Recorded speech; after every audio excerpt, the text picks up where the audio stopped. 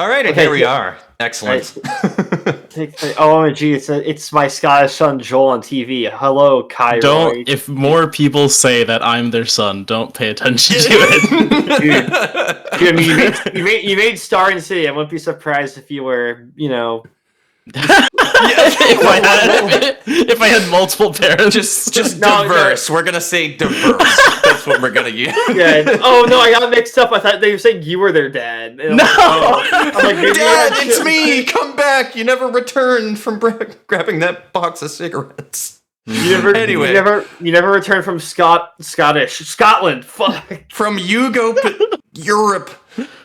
Anyway, hello everybody. Okay. So this is Give No Fox officially started up here. So this is episode 5. It's been a bit. This is the first one that we're doing for the year of 2023. It's been a little while, and I want to try to get back into the roll of things. So we're starting out strong with old Joel down there. Hello, Joel. How you doing tonight? Hello. I'm doing great. Excellent. Glad to hear of it. And good old coordinator buddy of mine, DumpsterFire, which is not at all what your fucking screen name is anymore. I gotta fix that later. I haven't gone by DumpsterFire in a million years. Yes, it's true. It's very true. I just realized that looking over in the fucking preview, and now I hate myself for it. So I'll fix that later. Either way, though, all the same shit, though. So, Ed, how are you feeling tonight? I forgot we were doing this tonight. You did. I didn't forget, but I was like playing No Man's Sky for like 5 or 6 straight hours, like hardcore. And I was like, oh, hey, look, it's like an hour before we need to start. I should probably get working on the things I need to. And here we are. Yeah. Yup, because there is some preparation that I need to do for these, believe it or not, guys, though. But I fucking love doing these, though. It's like this is the one thing in my life, this podcast, where like I can wake up every morning when I have to do it that day, and it's never, fuck, I gotta set up for the, it's never anything like that, so I appreciate that much out of this. So we're just going to shoot the shit, though, and ask a couple of questions and just converse about tabletop games with the creator of Star and City here, if you guys do not know. So I don't discriminate. I hate everybody equally. It's good to hear. I enjoy doing these. These are fun. Oh, absolutely. They're so great. It's a shame that XEI could not join us tonight, though, but he's got some stuff going on behind the scenes. If you guys are not aware of Canada Land right now, they are, at least where he lives, I think he lives in the Ontario area as well, actually, though, but they're dealing with some storm shit right now, is what I'm saying, as well as some IRL stuff that got delayed because of the storm that he's having to deal with, so he's taking care of pets and all that other shit right now, though, so X will be back in the next one, hopefully, most likely, though, so, yeah, also, hello, Lyra, it's been a hot fucking minute since I've seen you around. How have you been, my friend? How are you, my boy? How are you? All right, so we're talking about tabletop this time. We're not talking about video games this time because they're very different. Yes, exactly, and that's kind of the point. I'm trying to merge the two to be like, yo, so why tabletop over games or whatever the case is? But before we even get into that one, I just want to know what got you into tabletop in the first place there, Joel. So, like, where did it all begin? What is the origin story here? I feel like this is going to be a common thing to say for a lot of tabletop writers, which is started with homebrewing D&D content, right? You and your friends get together, you play D&D because it's the only fucking thing on the market that people are telling you about. And then you're like, hey, this is kind of bad. We want other things from this system. And instead of checking out new things, one of the people in the group is like, oh, I can write things. I'm smart. And then they do that for a few years. Most people stop there, or they sell the homebrew content, but eventually, especially since that was when I was, like, in school, once we stopped playing the game, I was like, I like writing this stuff, so I'm gonna start writing my own games and stuff, and eventually that resulted in me taking a deep dive into what I should do to make actual, like, good standalone products. Ooh, fancy. I like that, yeah, fair enough. Ed, would you like to go ahead and, well, actually, first, that was where it ended, to be clear. I don't know if there was an add-on there or not, Joel. Oh, yeah, that's it. All right, excellent. No, Yeah, no. So D&D is the most marketable one. It's the most famous one, and especially in recent times too. OGL. But no, Cough, there's also cough. like well, OGL's over. Like that got repealed, but that's besides the point. There's also like Pathfinder. What else? Like Deadlands, or Badlands, for what it's called. It's the one with the cowboys. Yeah. There's more tabletop that exists besides D&D, but it's like the margin of popularity is so wide that like most people don't know about the other ones. I think it's only D&D. It's a genre where one product takes up like 90% of the market, Yeah, which is Basically. wild. It is. And there are people that like to. The thing too is like you basically have that where even the people who do branch out to other things, like they did play D&D at some point, almost guaranteeably. Okay. And then there's the people that go out of their way to try to do other tabletop games and whatnot. Like I know one thing that kind of opened my eyes to tabletop was are you guys familiar with when Hunter the Reckoning released for the original OG Xbox? I wasn't born yet, probably.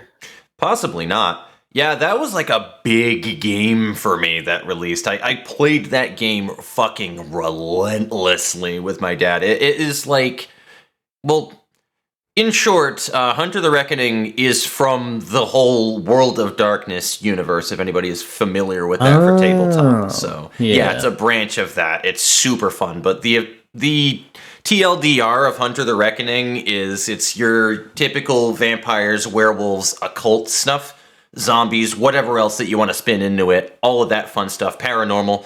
But you would be playing as, what the hell are they called? Avenger's a class. I can't remember what they're called for the life of me, though, but your hero has a particular type of name. Then they come from a creed, and how you even gain your powers in the first place is entirely dependent on that creed. So think of how, like, a paladin gets their powers from pledging to an oath. An Avenger would gain their powers from exactly that. They are powered by their, desire for avenging whatever that it is they wish to avenge. The judge, I think he's just trying to just cleanse evil, and specifically just, through his pure holiness and shit like that, though. But it's a fucking awesome game. And I got super hard into that game when it released, and that opened my eyes to the inevitable of D&D later on down the line before I had even fucking touched World of Darkness. But oh my god, yeah. That was where it all started for me. Was, I would say, probably, high school definitely was when D&D started, when I bumped into people who were talking about it. But I've always, the RPG fox, it's in my namesake, for God's sake. I've always been into anything RPG for God knows how long. As long as, pretty much since I bumped into Diablo, that was where that really began, like original Diablo for PC. But that's pretty much my background for it. Now I'm DMing the shit, and it's a fun time, for sure. Tabletop is definitely one of the more unique of entertainment mediums out there. Long and far. Yeah. Gives a lot of creativity towards things. And just to bounce off of that, Kira isn't particularly simple compared to other games either. What do you think makes it so ubiquitous? I don't know. It's probably because of the branding. Wizards of the Coast is already a big company with most trading cards. Yeah. That's I think that is a big thing. They just had everything that they needed to start off strong, or maybe it just was like one of the first things that really took off. God knows how long ago, when, I don't know, back in like the 60s and 70s, when it was like the Devil game and all that fun stuff, where it just really took off, and they just kind of picked up speed from that. Yeah, you could think it's like of it having like a long YouTube franchise algorithm. of games or movies. Yeah, it's if you're gonna keep the same name for long enough, people will pile on and on and on, and eventually. Exactly. So I think it's just something where they just built familiarity, where it started off, maybe not so big at one point, though, and then it just became very familiar, But yeah, so that is everybody getting into tabletop in the first place, then. So I guess what specifically, then, is it about tabletop that really appeals to each of us? And we can just kind of tack onto that one from there. All right. Yeah, I was right if I start off with something. Yeah. All right, yeah. I think it's mostly because it's something that I can do You know what I mean? Like, I'm not a programmer. I'm not like a I am. artist. You know what I'm trying to say? Writing is art, but drawing artist. And I've always had a lot of ideas of what I would want to do with games and the medium of just like entertainment in general. And tabletop was the first time I could really take those ideas I had and try to refine it into something that was, fun. Okay, absolutely. Yeah, I feel what you mean. It was like the first thing where when you saw it, because I remember having a similar experience in high school where it's like, man, hilariously, I got into being creative anyway, just out of the thought process of, man, I like X, Y, or Z, but it would be greater if this, and then it just put me into a spot where I'm like, wait, I could do my own shit, where it's exactly the kind of thing that I would enjoy more.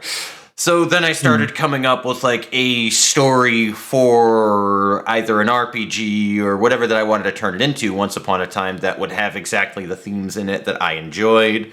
And I could just add on to it from there. And it started off originally where it's like, man, this would be cool as a comic book. Realized that drawing a comic book is really fucking difficult to do.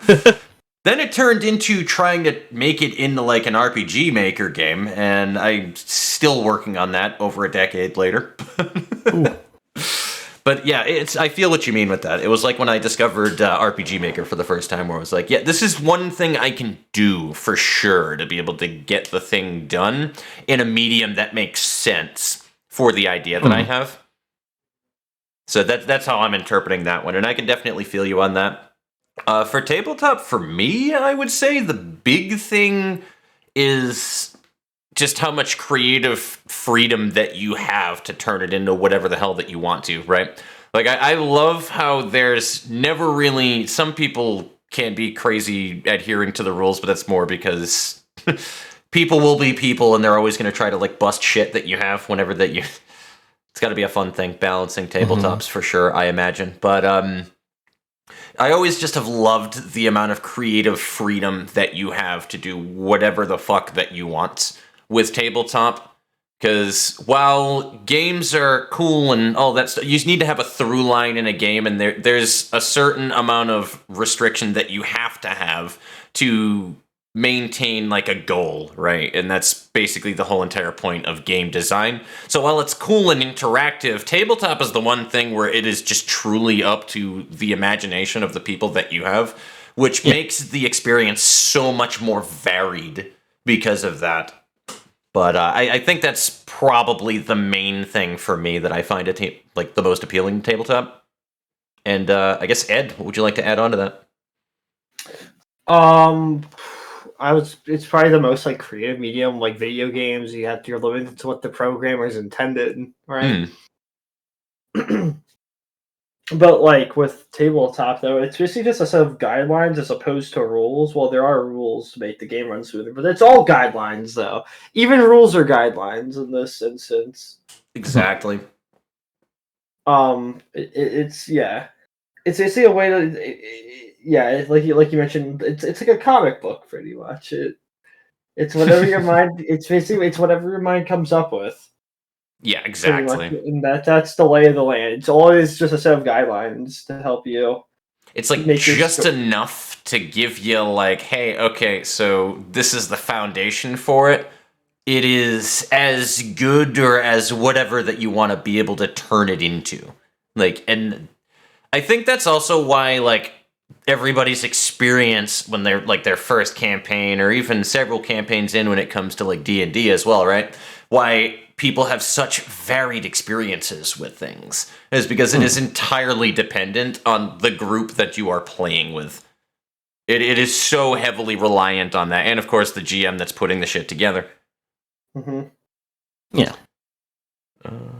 Yeah, exactly. You could totally just reference a bunch of other works inside of you, and I know people who do that, where they basically make meme campaigns for for tabletop. It's not my forte or shtick at all, but you can absolutely do that and just reference 9 different video games the whole time. That's the fun. Alrighty. But yeah, so we talked to you before, right? Yes, we have. Yeah. About this. So you've never finished a Project Moon game yet. Yet here we Yes. are. Do you wanna talk about what Thing happened there? is I think I've finished like one game in my life that is like a long form experience, not like a roguelike or like a multiplayer game or something, right? I finished like one of the Castlevania games on the DS. Was it And the I one think with that is- Shinoa, the fucking girl with the glyph on her back, where she just like sucks in all the No, other I girls don't and think chicks? That's a so. It good was one. white-haired guy. You had to like fucking draw off the stylist, Soma. seal Yep. up. Yeah, Soma. And I just don't finish games. I have like 2,000 hours in Starbound. I've never finished it. And mostly because he's me. Oh my god, he's me. I just it's finished like, that with X literally like last year. really, damn. Yep. All right. I just started playing Starbound. But yeah, go ahead, It's some continue. fun Sorry stuff, about some that. fun stuff. No, it's completely fine. And yeah, the thing is for me, like, games are something that I like pick up and I think about them. I try to like explore the ideas it's presenting, and then finishing it isn't really part of that. If I want to put if something takes a lot of energy to finish, then typically it's like, well, I'm not going to get anything out of this. For me, games aren't about like completing like a challenge or like an assignment or something. I don't really feel satisfied when I beat something. Okay. It's more so about like what is this new stuff they're gonna throw at me. So like at the end of Library of Ruina, it was like, well, I know what I know what the end of this is. I know you fight the guys and the things happen, whatever. I'm gonna be very vague, partly because I don't remember, and partly because I know spoilers and stuff. Of course. And it's like that's cool. I like that. I've liked everything else that came before it. Why do I have to finish now? This is really fucking hard, and I don't really feel like I have to. Yeah, you're very good at being able to turn off a part of your mind that I can't. Then that's the best way I can explain. Yeah. I wish I was more like that, but there is a level for me where it becomes like a certain point where it's too much of a pain in the ass. At the very, very bare minimum, it means I'm not going to stream it at that point because it's just literally not entertaining. But like, I feel you on that one because eventually it just hits like my turning point where I'm like, yeah, nope. Done, and then I just bench it at that point. I'm really shocked I didn't reach that with Library of Ruina, to be honest with you. And I think, honestly, the main reason was I actually... what's the word that I was going to look for? I guess based opinion here, really, with it, because some people love to really kind of throw stones. Though I feel like it's been overwhelmingly positive. I actually really loved the Reverb Ensemble segment of the game. I got it after they did, like, the marathoning, all of the fights. But, like, I loved the last segment, that little boss rush segment of the game, because it really, like, tested... It just actually felt like a proper test of mechanics as you were going through it. Don't get me wrong, some of the fights in it were just a crapshoot. But, I'm looking at you, fucking Hawkmaflor. But yeah... I very much enjoyed that segment of the game. It was everything after that sucked. And it just took up so much of your goddamn time. Oh, yeah. But yeah, I absolutely feel you on that one. It just, yeah. I don't know. I wish I could turn off that part of my brain and just stop before... just turn it into an adventure, and then move over to other shit. I guess, Ed, is there anything that you would like to extrapolate on, add to that, or whatever the case is? I just want to know, like, how how did you get the information needed? Did you just look it all up? Yeah. Look, the thing is with Star and City, right? Is that it's like fucking metamorphized into something completely different from the beginning to where it is now, right? Yep. Originally, it was very much like Project Moon fan game, basically, because it was just like, as I was going through that game, I was fixated on it. I was like, wow, everything about this, I love it. I love the music. I love the theming. I think the art is great. I think the gameplay's fun. And then I was like, you know what? People who like this game are fucking nerds. I'll say it. I don't care. This is gonna take forever if I want to be accurate, and also it's not a good like setting to play in. There's so many like things to inconvenience the average person because it's supposed to be like metaphors and like calling back to I don't know something or other. But if I want to have people play through just the things I think are cool about the setting, I shouldn't make a fan game. I need to take more inspirations from other things I like, other like sci-fi products Like and stuff like that. Man. Yeah, like Chainsaw Man. I fucking love Chainsaw Man. Absolutely. I was gonna make a whole other game based on that, but that's fallen through a little bit. I got so many work in progress stuff. So a lot of my projects I never finished have actually kind of mixed into Star and City in a way. There's certain like mechanics I wanted to explore more in depth in other projects that never went through. Is and stuff like that. Is Star and City like is Star and City like your flagship, or is that just like right now? Generally, I'm working on one big project at all times, and then a bunch of small projects. Because I'm in your server, and you have a bunch. You have all. I also see you do stuff for like Heaven or Hell. Yeah, I've got a lot of games. It's been pretty much like Avendon, which is my first ever project, which isn't on itch anymore. The first Star and City, which I put a lot of time and effort into. Then Dust, then kind of Heaven or Hell, that's like an intermediary project, and now it's all Star and City 2nd Edition. We also have Fang and Strikeout. Are those like... Those are both like small games made in between. Strikeout was something I made for a game jam, and Fang is something I made in the middle of that game jam because I got bored. Ooh, interesting. And there's GSG, which has a message in it. GSG is generic shonen game. It's like a third of a project, you know what I mean?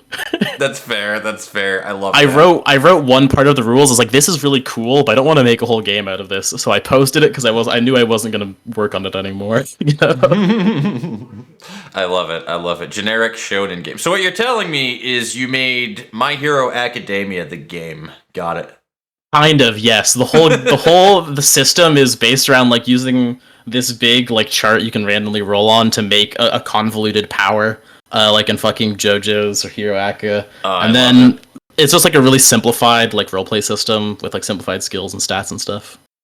Hey, you know what? If it works, it works. That's how. Yeah, I think it could be fun, but I've never had time to like test it, so I'm like, I don't know if I'm gonna put time into this. Fair enough. Yeah, I love that. That's I admit I did not do my complete due diligence on studying up on titles, so I'm glad that you did that. I did. But yeah, no, that's great to kind of just have like a little bit of a chronology right there. I wasn't expecting that one. But I would say for Star and City, though, in short, you did a pro gamer move. This is how I would word that one, at least artistically. You took inspirations from something and you turned it into something. In other words, you did art. I mean, more of some things than others, because what I've noticed is in version 2, you went around, you just basically you grab your red Sharpie, right? Mm-hmm. You crossed out any Library of Ruina buzzwords and replaced them with your own. Basically, I've got some stuff coming through for new like lore stuff. I hate writing lore. It's so hard for me to like write actual fiction. I'm not very good at it. I like to write like mechanics and rules and stuff because I like math. But I have some stuff coming through on like actual like more well-developed lore that is more like of an original. It's more of an original thing because the old one is just like it's Project Moon lore and then change words around basically. I have the tism, so I love that shit, and I memorize that shit. That's totally fair. I really like the way, but just it's mostly a problem of like playing through it as an actual game would be really hard for a lot of reasons, and it would create a lot of actually moments in gameplay where it's exactly because there's so many things you assume about like an urban fantasy setting when you go into it as a player, especially if you've played the Project Moon games. They don't tell you all the stuff like on the surface level. You have to really look into what the characters are saying. There's like lore documents and shit. And there'll be so many situations where, like, okay, I'm gonna go out and like get a drink because I want, as a player, I want to like explore some part of my character. It's like, actually, no, the fucking like gas mask people are gonna run around and take your flesh. It's like, what? This is a city. See, the thing about that, the funny thing about that, without extrapolating too deep, that literally was a problem with our campaign. That literally happened. So yeah. You know who you. If you're watching, you know who you know who you are. You know who you are. You know who you are. If you play with us, you know who they are. That's that. Exactly. But no, like, I feel you absolutely when you decide to kind of... I like the way that the approach has been going anyway, from what I have seen with the Star and City 2, though, for sure. And I am super excited to see where that goes from this point, too, because it has some hella potential. I love it. Thank you. Absolutely. Ed, any last things that you would like to add on to that one before I push over to this next part? No, my question was answered. All right, fair enough. So we're moving into the interview segment, because we pretty much went over everything that was there anyway with the whole, like, tabletop specific shit, whatever. We went through with entertainment versus video games to an extent, so that is fine. I would like to know about, like, the creation process for you. What is it specifically about that really, like, just strikes a chord with you? I know that you mentioned about, like, writing rules and whatnot. Like, you like coming up with foundations for, like, the mechanical intricacy, if you will, with things. Mm-hmm. I think I actually was thinking about this recently. The main thing for me is that if you say you want to develop a video game, you know, you open up Unity, you're like a beginner, you know a bit about programming, but you're not the best. You have to do so much work to make a project that is playable and fun. Not even like finished, not even close to finished. But to even know what it's going to be like, you have to put in hours and hours and hours of work. And it takes so much introspection too, as well, I've noticed. But I'll let you continue from that one, because I know where I'm going to bounce off of this later. All right, yeah.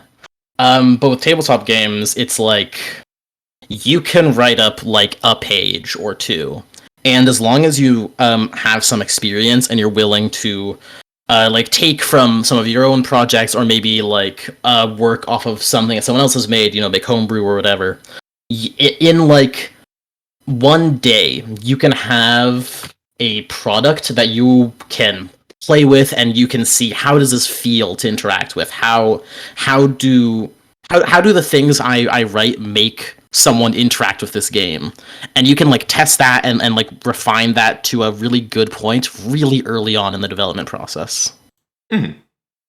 That's fair. Which is why I have so many different projects, really. It's because the earliest part is always really fun. Trying to explore what you can do. I love that, though. Honestly, that's a pretty... Yeah, that's fair enough.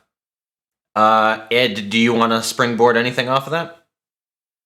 No, I not really. I'm just here to enjoy the conversation. I don't really have anything to add to the conversation. Fair enough. You said that, and you literally just reminded me, too, as well, where that definitely transfers over to, I guess, combat mechanics in RPG making as well, because that was one of the main reasons why I wanted to do, like, a text-based RPG. So have you ever heard of... Let me ask this first. Have you ever heard of... I think it's... Yeah, Sanctuary RPG, Black Edition, I believe, specifically. No, I've got no clue. So Sanctuary is a DOS-based, like literally command prompt looking, but it makes graphics in it, and it's a modern game too, by the way. But it makes graphics just using like ASCII symbols inside of a an emulated command prompt window, if you will, with like colors and all that other stuff. So symbols and all that other stuff. It is a super cool game, and it is fast and smooth as hell to be able to get through menu navigation, because you're literally just keeping like your hands on like WASD and then your index finger on like enter or something, and you're just typing A, enter, S, enter, 1, enter, like, you know what I mean? And that's how you it takes input by doing things like that, which is just a really simple, for coding people, it's just a simple if else, you know, you're doing a menu effectively for that. So I've been wanting to try to emulate that in another project of mine for God knows how long. And when you have complete freedom of how you want the mechanics to either be similar to this game, or take a mechanic from this and then flesh out a combat system to be exactly what you want. That is exactly what you reminded me, where you're like, it takes so much work to do that. I am nowhere near like a finished thing for it, and I've actually coded this a little bit on stream once in the past to show people like what I have done with that project, though. But that is something else, trying to put all of that shit together where it is in a working, and like you said, to make it fun and playable is the main thing. There is so much introspective about, all right, is this redundant to put this into here? Should I just do this instead? And I have found myself hard-locked so many times throughout the process of trying to come up with something, never mind actually putting it into implementation. So I feel that way too hard. And going into the little bullet points that I have with this one as well, too. So, all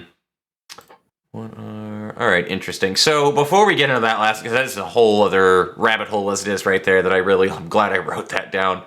I guess what are the main trials, like the trying shit that you have to deal with making your tabletop games? Trials and tribulations, if you will. I think the really early thing that in like my first big project that I had to realize was that I'm not making a video game. Mm-hmm. Mainly through things like what am I calling for from the fucking human CPU? You know what I mean? When you're making a tabletop game, you have to really worry about how many times does someone need to do math per like session? How many times, like what materials do you need to play this game in person?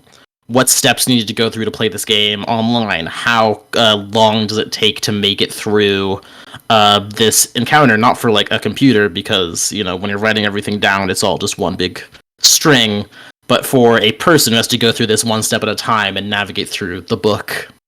Because it's hard to like realize that when you're just making, especially when you start from like homebrew and stuff, and you're just making content for other games, because they've already done that hard work for you. Yep. No, absolutely. That's a big thing that even is a problem in some, like, that's a problem that I have with D&D, even with the initiative system, when you have like a big enough group. Because like I've run into that too many times when I'm trying to make a balanced encounter after people, because they've already passed like that level 10 point because I fucked up the XP system with it. But like once it gets to that point and people are like really scaling for shit, you really need to go hard with the encounters. And it just turned into a point where I'm like, you know what? I am sick and tired of doing 16 initiative rolls for every combat sequence. So how about this? I'm just going to tell you guys when it makes sense for you to move. And there can be like, depending at like, if it seems whatever, like say that you could have like a reaction to a certain thing if it's not necessarily your rounds to go yet. And we've just been going off of that specifically for boss encounters as well, because they kind of have something in D&D where it's like extra moves that bosses will have that you can insert in between player turns, so that it's not they go once and then get steamrolled by 7 players before they get to do another round. Yeah. So there's a lot of really bad like with that. Yeah. Especially the older editions, because there's like so many incidental factors. Like, you've got your regular armor class, and they've got like flat-footed armor class, and you have like armor class for different fucking things. And it's like, instead of just being like, this guy attacks me, roll the dice, check. It's this guy attacks me. Oh, what kind of thing are they doing? What position am I in? What number do I use? And you gotta go back and forth, and depending on the knowledge of the game people have, that can take forever. And some people just don't think about that, especially me when I was working on my first few projects. Yep, and that's the thing too, where like people will, that the usual thing I would think in response to that would be, well, that's up to like the GM to keep a mindful eye on that kind of thing. But it's like, yeah, but you're also putting like a lot of strain on your GM for that specifically, if that's like kind of the way that should be. Because then they need to keep an eye on every individual thing, and there's going to be a mistake that winds up happening with that as well too. So yeah, it is just a matter of time. No, I feel you. I like try to keep a. It's weird trying to find that balance between intricacy and to keep it streamlined enough where it's like, oh, okay, I get it. And that even goes into like something as simple as card games as well too, where there's just enough complication in it where it allows some great freedom, but it needs to be easy to pick up on and keep going. I can go on a little tangent for a bit. Oh, absolutely. Fucking love card games, man. It's I love designing cards for card games. I used to make like custom Magic cards, and I'm doing it with the One Piece card game and stuff. And because it's just the format of it, of having to put it on a little, card, makes it so that you have to use your space well for the card to be readable, right? Yep. And there's so many, the systems are so limited because you're interacting with so many different game pieces that it's a really good, like, trainer for creating concise, like, good rules that both make you, like, imagine situations in the fiction of the game, and also, like, work effectively within the tactics of the game. Absolutely. I feel that. Yeah, trying to eliminate that redundancy so that it's, big one. Or you could just mobile game it and then you just do like Genshin Impacts where like their artifacts now are like a page in length for what the set effects do versus before where it was like a sentence. Yeah. It does happen. But yeah, no, that is...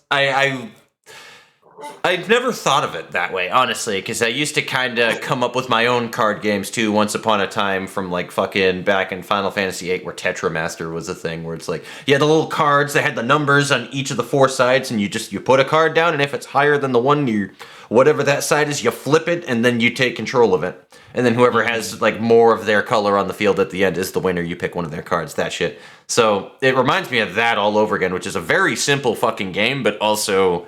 loads of strategy that could be behind something just that simple. Yeah, that's the perfect example of like good rules. Lots of complexity under the hood, and like simple on paper. It's great. Yep, because when there's enough complexity under the hood for it to really, cause then it warrants. All right, now I can put a lot of time into it because there's the mastery aspect of it, which. It's a weird conversation I've had with people, like, with video gaming with this as well, too, where it's like, people seem to think that you can only have one or the other, where it's like, it's welcoming to newer people, or it is for the people that are going to make that their main game, and that it couldn't be further from the truth. You can have both with it, where it's welcoming for anybody who does not have that understanding of it, but also very satisfying for the people that want to master it. You can absolutely have, but Devil May Cry is a perfect example of a game that does that, to be honest with you. Where the main issue... Yeah. Go ahead. Because this is the same thing in like the tabletop space. If don't go on Twitter for one, don't go on tabletop Twitter for two. Where it's like... At first, you're like, why does everyone care whether something is fucking rules light or mechanics heavy? These are such subjective terms, they don't make sense. And then you realize, because that's what they're selling. It's a product, and the selling point is, this is for you. You have a big brain, and you like numbers. Yes, buy product. And the other point is not even like, if you don't like complex games, it's always... If you fucking hate those guys who keep telling you about how big their brain is, buy our product. And I get it. Feel that. No, it really is a branding thing, because that is, oh my god, it's so, I hate it. It's literally gatekeeping, to be honest with you, in most circumstances with that shit too. That's like a big issue that I've talked about recently, because I've been keeping back in touch with like the Escape from Tarkov shit that's going on right now, where they've actually been improving some of the quality of life stuff in that game. But it's kind of like that, where like hardcore games have a tendency to bring people to them that love to like explain to other people, where it's like, well, if you can't deal with it, then leave and find another game. Where it's like, well, no, there's like, you can have a hardcore game that a newer player can get into and then learn the ropes for. My example of this would be Elden Ring. Like, that's a great, easy entry into the Souls series that is, by all intensive purposes, a hardcore game that you need to learn and get good at. But also, like, it holds your hand just enough where there are options for a newer player to be able to feel good going through the game. Doesn't make it, like, it is accessible. I hate using that fucking phrase for it, though, but, like, you know what I'm saying. Like, it's not just easy suddenly because they do that. No, it's still hardcore. You still lose your shit when you die. There is a punishment to it. Ed, is there anything that you would like to tack onto that as well? Because we kind of went through a couple different rings there. No, you're fine. So me and collectible card games, right? I used to play Magic. I used to back in the day. I got that Pokemon. I still collect. I haven't really played Pokemon. I have the Marvel Champions starter box, which is the deck builder. No, I think deck builders are interesting. We play Library of Ruina, for Christ's sake. They are. Which is also a deck builder in itself. But that's besides the point. I think games of those have a barrier to entry, unfortunately, because like metas already exist. Yep. Yeah. And there's already things that are better than others, and there's some things that are banned, etc. Blah blah blah. They're very limited. It's very fun, but it's also very limited space. Definitely when it comes to cards in particular. But that's also, I feel again too, that's even, you could argue that like card games also, like you were saying before, Joel, is like a branding to bring in like the card players to want to, when you bring in a card system for it. There's a reason why there's so much overflow with Library of Ruina and Slay the Spire, and it's not just specifically because they both have cards in it, but sort of. Yeah. Like, it's just the systems appeal to a similar audience for it. It's funny when you can see game trends like that, too, with what people kind of move over to from one game when they get bored or annoyed of it. Like, I don't know if that works as a good comparison, though, but, like, I know a lot of fucking Valorant players, for example, have recently moved over to Overwatch, too. Oh, yeah. So, and yes, you heard that right, Elden Ring. Fucking love that game. Oh, it's so good. All right, so I'm going to move it over to the next bullet point then as well, right here, which is, I guess, what is the main shift, or like a difference in perspective, anything that you would note that's different as a developer versus being a player for tabletop? Like the important things that you need to keep in mind as you're putting things through. You kind of went into that a little bit when you were saying about making a game that is fun, ultimately, to play. But I guess for this bullet point, let's try to extrapolate on that a little bit more and dive deeper. For me, I think it was decision fatigue specifically, where as a player, even though you experience like making too many decisions in a game when like creating characters or going through a turn or something, you don't recognize it as a flaw in game design. I feel like a lot of people put that on themselves, like, oh, I can't handle a game like this complex. And it's like, no, it's a bad game. That's on the game,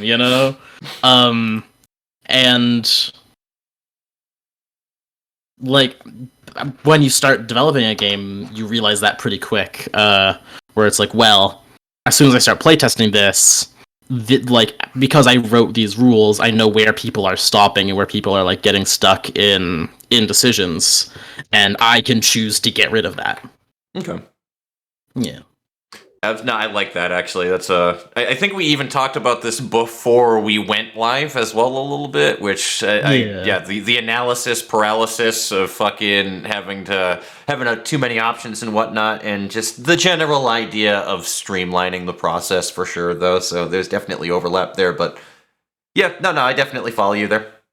Ed, I'm going to throw this one to you first, because I don't really have much to add onto that one yet that I'm thinking of right now. I'm trying to just stew. Because I know that you definitely, like, as a tabletop simulator connoisseur, if you will, this is literally something that we've bumped into with Insane Monopoly. Where I'm like, I don't know if I can handle that. A lot of shit going on. I would like to know your 2 cents. Oh no, did we lose Ed? I got confused if it was Eddie or me. So what was the question? No, you're good. I was. Did you catch Joel's bit then? I was lagging. I was having. Okay. Well, what did you leave off at then? All I heard was, and I have a question, then like everything. Oh, shit. okay. So just to highlight that one though, in short, I was just asking about like a main thing that's important to keep in mind as like a developer versus a player of a tabletop game. Anything in particular that stands out to you that we could like add on to specifically? And he mentions like the how did you word it specifically? I'm thinking analysis paralysis, but how did you word it? Oh, decision fatigue. Yep. I would say have it so that your players can, like, give your players enough freedom to do what they want to do. However, have rules as a guideline, so you can bump them in the right direction or kind of encourage varying ways of play. You know, actually, I do have a way to dig deeper into that one as well, too, because I don't think this is a question that I have in here, but here's a fun little thought process for you there. And there are no wrong answers, Joel, but how do you know where that sweet spot is? Have you found it? Like, you know what I mean? How do you know where that Goldilocks zone of having creative freedom, but also there's enough of a foundation where people don't feel completely lost or overwhelmed? When the majority of players go through something without pausing. Whether it be like they go through like character creation without taking like an extended break, or if they go through a turn without having to like pause and recheck their options. That's generally where I draw the line. Or more importantly, I think for my most recent things, going through a situation in like the fiction of the game and roleplay without having to pause and check like what their skills are and stuff. Okay. Yeah, so you just literally took hard data from like play tests and shit and figured, all right, I'm going to pay attention to how many times X, Y, and Z happens. I don't like note it down or anything, but it's definitely the first thing I notice, you know? Okay, well, yeah, understandably. Absolutely, because that is a big thing, right? I feel that. No, absolutely, that is a big thing right there, because if it's... And again, just to draw the same comparison that I keep thinking of with that, because I'm obviously thinking of like my own campaign for shit. Like, we play bi-weekly, and that's probably most of it anyway, though. But like the number of times that people have forgotten abilities they've used 100 times and have to look at their sheet for things is definitely a thing that happens, even with something that's a reputable game. But yeah. Well, that's something that's going to happen no matter what, but it's like minimizing that is the goal. Oh, absolutely. All right, fair enough. Minimizing needing to check your rulebook is definitely a win if you can have like sessions without that happening. There still is that campaign in the DD board game that has not been finished yet. Hey, yo, you still have a DD board game that you're running right now, Ed? Yeah. That's also a GM player thing and more of the player versus the game thing. Yeah, pretty much. There's no GM. There is no GM, only me. Alrighty, now here's the fun one that I've been looking forward to. So, are there any, you talked shortly about it, but are there any particular themes or patterns that you happen to have in your tabletop games? Is there anything that goes into like the creative process that you typically do? Like, I want some behind the scenes shit here. Yeah. Actually, I have a really bad habit of before a like big project or before like something stressful comes up, I'll fucking binge some manga. Normally it's trash, but I'll get through like 200 chapters of a manga late at night, and I just like won't stop because I love the stuff. I love trash. It's my favorite. And almost always a game comes from that, or optionally like 3 abilities in an existing game. Fang was one of those. Fang was just because I read a vampire manga, and then I wrote like a 40-page game. Because it's not, Fang's really small, but like I wrote a game because of that. I know Advent Dawn was because I was binging Black Clover. And yeah, now I'm doing that again. I've got a lot of stuff in the works. And Star and City was because I was playing a fuck ton of Library of Ruina. Love it. And, yeah, so inspirational shit mostly, which is about where I thought that would go. Yeah. So here's a personal gripe/question I have. Oh, okay. Let's hear I think you know where this is going already. Consume trash, spit out game. I love it. Yep. In 1.0 of Star and City, where the fuck was the NPC customization? I didn't write it because I got bored. That's it? That's like half a joke and half true. The real reason is because when I was going through playtesting, I realized that the NPCs were fundamentally flawed, and in order to fix it, I would have to write like half of the book over again. Oh. And then I was like, you were in too deep. No one cares about this game, so I'm going to do what I can to make it presentable and function. Because it is a functioning system, it's just bad. And then I released it. And now I'm looking back at it and I'm like, okay, I've got to write this again. Yeah, so that's why Star and City 2 exists. Fuck. I gotta do it again. I didn't do good. I wasn't proud. No, you're fine. No, I was just genuinely curious. Oh yeah. What happened? I think I'm really bad with NPC sections. That's actually one of the main things that's stopping me right now with Star and City 2. I hate writing GM content, whether it be like explanatory stuff or like NPCs or like role tables or whatever. It's always like I just want to think of this in my brain and present it to players. I don't want to have to write this down. This seems pointless because it's like, I don't know, people won't use this in my playtests, so I'm not going to write it. Because I GM my playtests, so it's like, well, I can do this myself. There's also that factor too. Yeah. You know, I bet that's also a big one right there too. So I never really thought about that one. Like when we were going through Star and City, that must have been an interesting... And you must have had some interesting conversations with Ed about it as well, too, of somebody else GMing using that information as well, too. That must have been an interesting perspective for you. I was on the edge of my seat. It was like, oh no, I know that this is the worst section of the book and no one else reads it. So this is like the first time. Like a cat. Yeah, exactly. And it's like... Here's my secret, right? I made everything up during combat. There was no notes, no nothing. Just fucking... There were no guidelines, so I'm like, okay. Honestly, it worked. It was mostly functional for me, personally. I don't know. I also looked at it, though, specifically where, like, a lot of those combat segments, like, for me, it was more cinematic. What happens during that shit anyway. I was like, yeah, it'll happen. Like, I don't know. I am not a creatively bankrupt person at all. Improv, I can improv something, I fucking assure you. So, for me personally, like, when you were also saying, like, you know, GM tools and all that other stuff, for somebody like me, I'm just like, nah, fuck it, that's fine.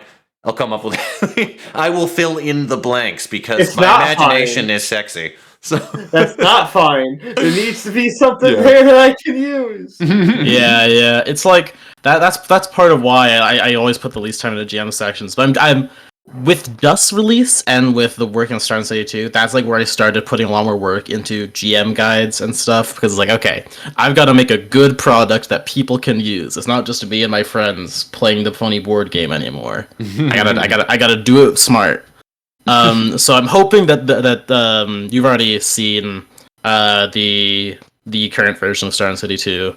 So okay. I'm hoping this one has a lot better GM tools, because I've put a lot more time into it. It does. That's good. Instead of like, I'm happy. Here's 4 very specific archetypes you can use, but you can never use because you're never gonna have them in your story.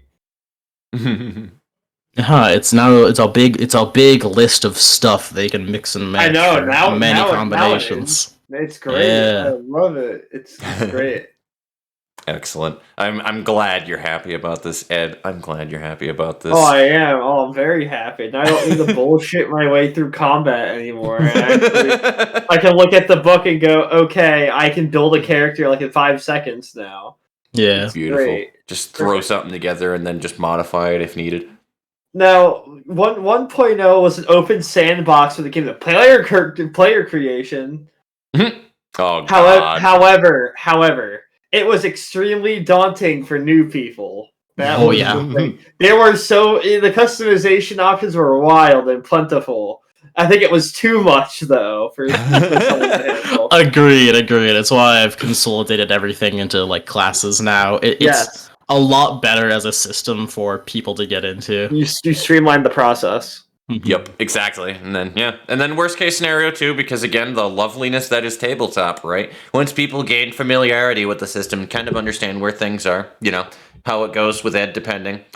Things can be not multiplied, not a good word there. Can be just modified to be adjusted for a house rule. Be like, you know what, fuck it, you can throw this in here or whatever and just fix things up. So, there's always that creative freedom. I think the character sheets may or may not have just not worked. Fair enough, honestly. I mean, it made sense enough to me with the character sheets. It was pretty straightforward. I still have that old fucking character sheet as well, too.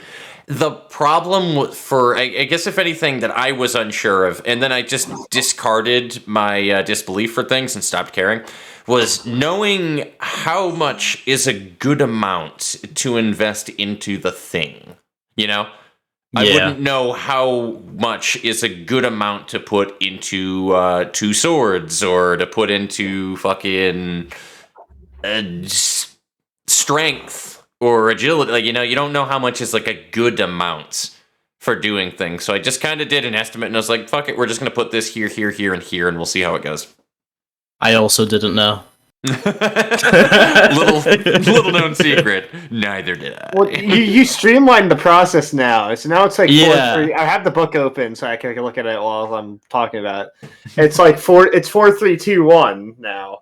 Yeah, because it's like when I thought about it, it was like, how many of these skills do I need? And I was like, oh, none of them. I just want to know if you can punch good, talk good, sneak good, and I only needed 4 stats for that. And I can just order them 4, 3, 2, 1, bam. And then then there's the antes as opposed to skills now, which you get 3 from your skill or 3 from your life path and 3 from your outlook. Ooh, which is how the new. So yeah, the character customization it's less, but it's streamlined, which is more important though. Yeah, and I think part of that is that the antes are a lot more substantive than the old skills. Like, when you do something in this one, I feel like it's a lot more interesting. Because a lot of them before were like, oh yeah, you've got a sword, roll 4d6, kill. And now, it's like, oh, you've got this kind of special move. How are you going to pull it off? Or you got this magical artifact. It's a lot of more specific and interesting effects that happen. That's when fair. You use them. Yeah. It's like, I'm looking through it, right? Mm-hmm.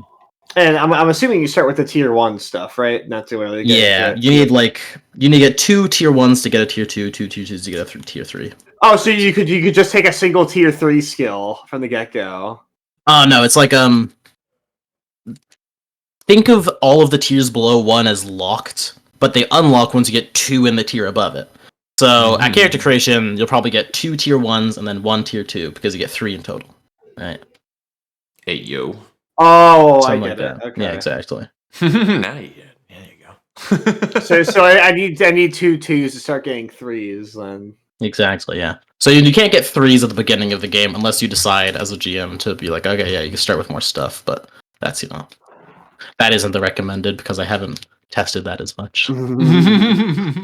So but later into the game, we'll have to really stress test the balance now. You know that, right? We're well, gonna the thing is, I'm going to be doing to. weekly playtests now, so you can expect that the game will be probably more balanced when you are playing it. Did you schedule this right before another trip? Nope. Not like the other one. This is something that's like over time. I'm thinking, it hasn't fully decided yet, so it's going to be either starting next Wednesday or next Saturday. I think it's going to be next Saturday. No, next Wednesday? I'll have to see. I'm going to make an announcement tomorrow, because today I'm doing this, so I had to get ready for a bunch of stuff. But I want to do like a a series of playtests that are all also like kind of like a long march in D&D, where it is within the same fiction partially, so I can explore the like character growth and oh my goodness, the character growth mechanics and the like narrative stuff, like the bonds and the egos and all of that, that weren't able to be tested in individual like combat tests that I was doing before, as well as testing the other like numbery balance parts. Nice. Sounds like that is going to be an interesting process for sure. Hmm. But yeah, you also like clocks too. I do like nowadays. clocks. We got Geppetto over here. Love it. Building clocks. So, fun thing, just because I can see it right here, but first, actually, Ed, what were you going to say?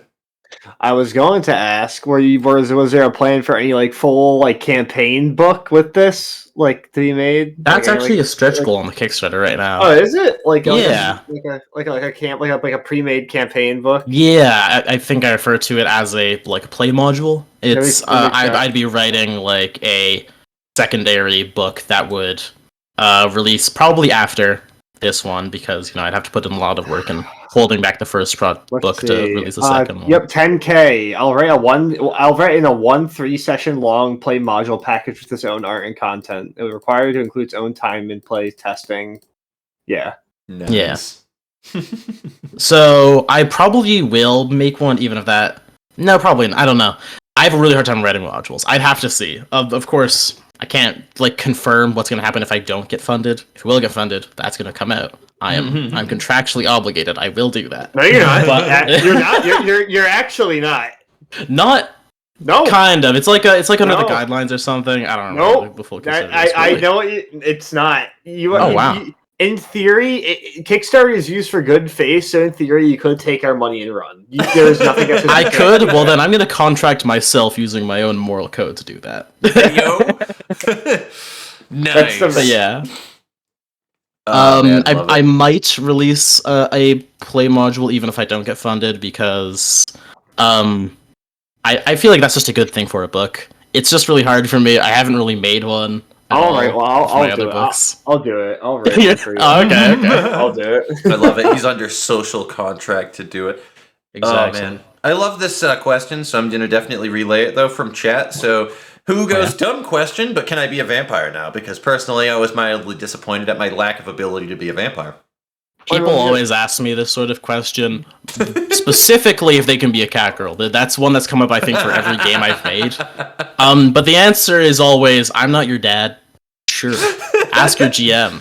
Beautiful. In every game, I have a healing ability, specifically so that you can just ask your GM, hey, is this because I'm a vampire? Yeah, right, yeah. Bloodsuckers. I mean, that's always the fun part of it. Like, I think that's why, too, like, a lot of the character creation in the first part, like, I don't know, I didn't really get affected too much by that, and I thought that it was okay. Thinking back on it, I can see why it's, like, something that you wanted to refine, though, for sure.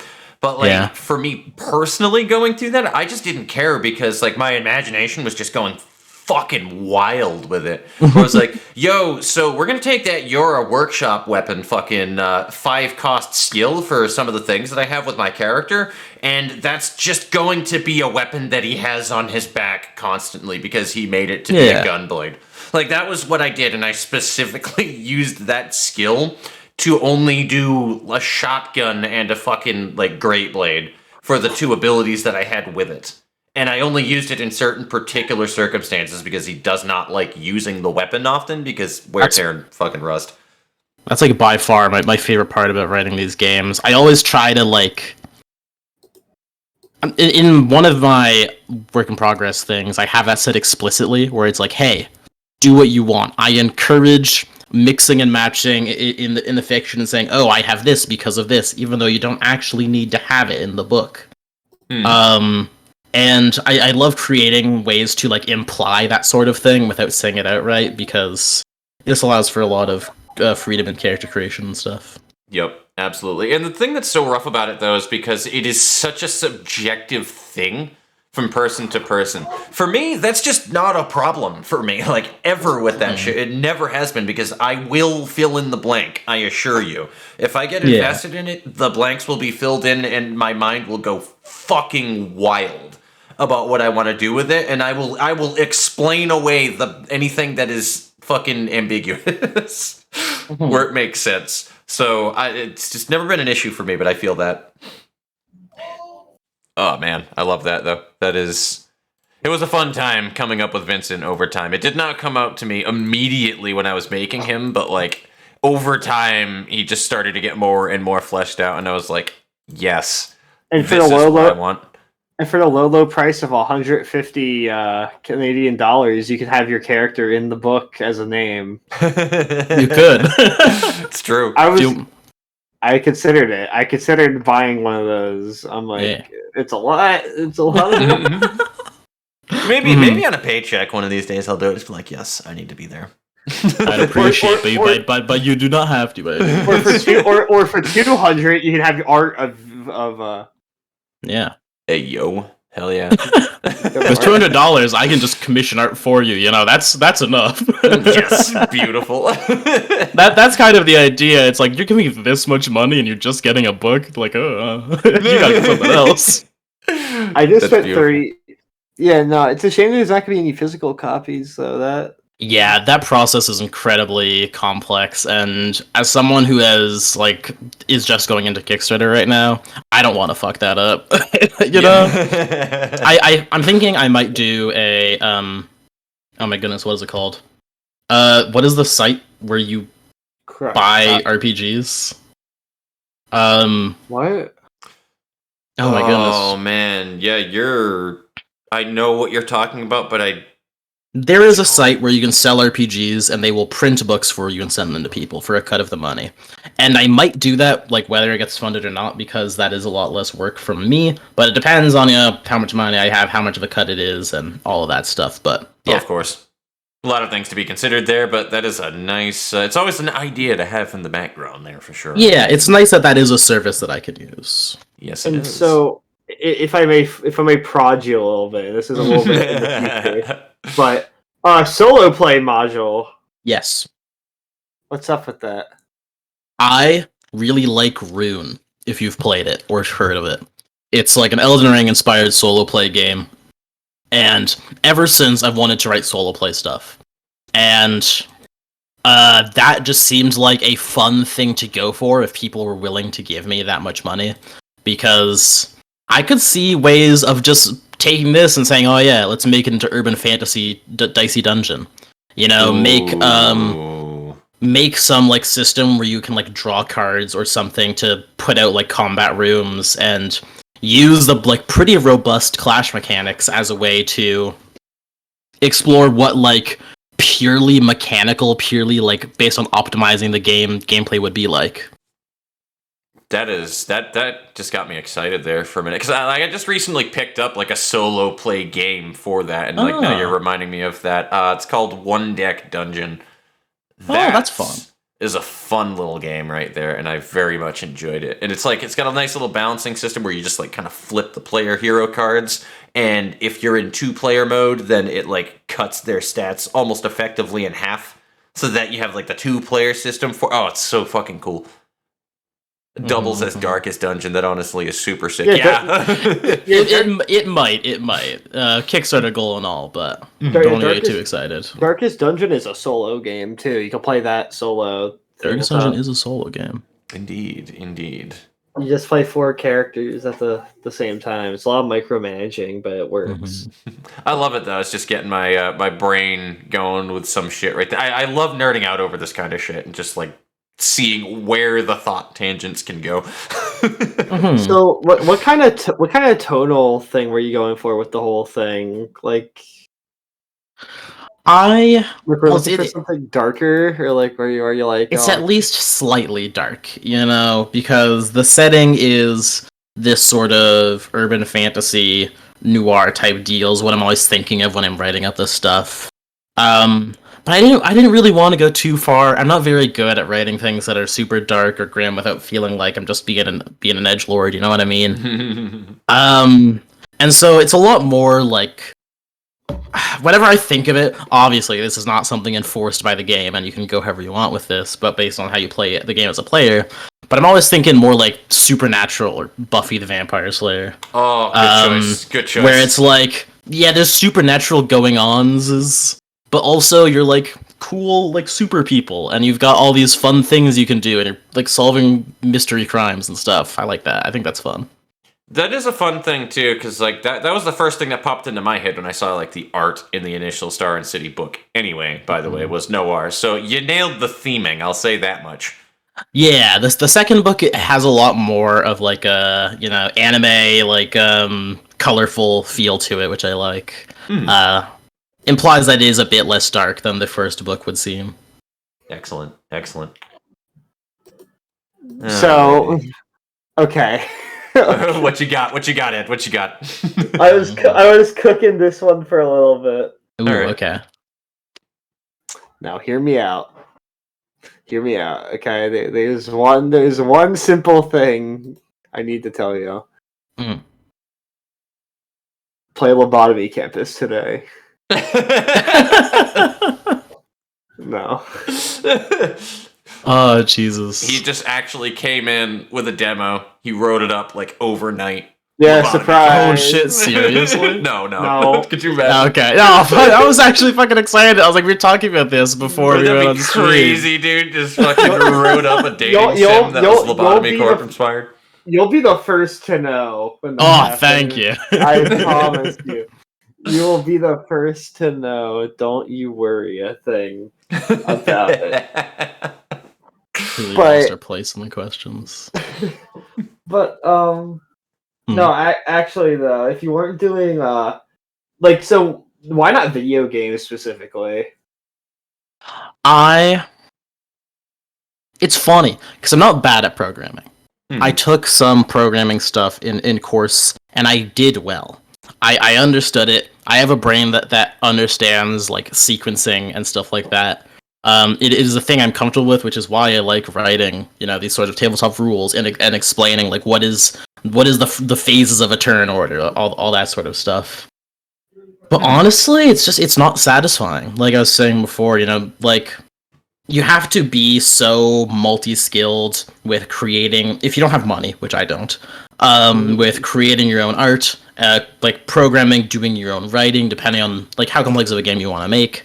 And it's just a long process that I wasn't going to be satisfied with for a long time.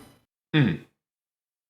And I just never got into it. I think I probably would at some point if I had like in the theoretical situation where Joel is a multi-millionaire off his games and has all the free time in the world to do whatever he wants. I definitely would like make a game and like hire some people to help me with that sort of process. Because I've always loved video games, and I think they are an amazing medium, and that I wouldn't put tabletop games like over in any way. They just explore slightly different concepts, but I just can't do it right now. It's too much stuff. That's fair. Yeah, and there's just, you know, prioritization of time.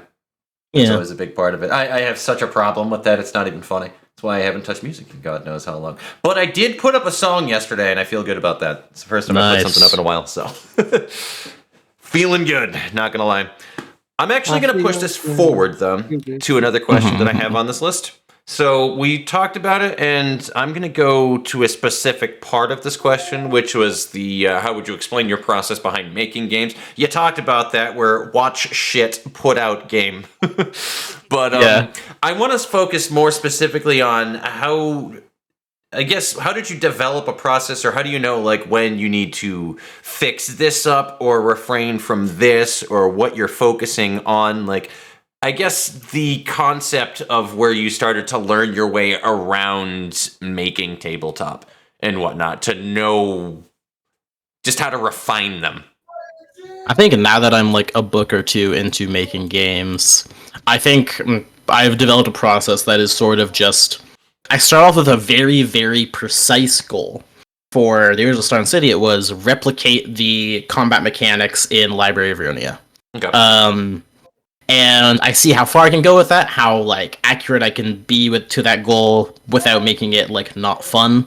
In the first Star and City book, I decided, okay, I like the aspect of using a bunch of dice against each other and clashing them with specific tags. I think that's fun. I think that's cool. There's a lot of stuff that can come from that, and I'm going to keep going from there.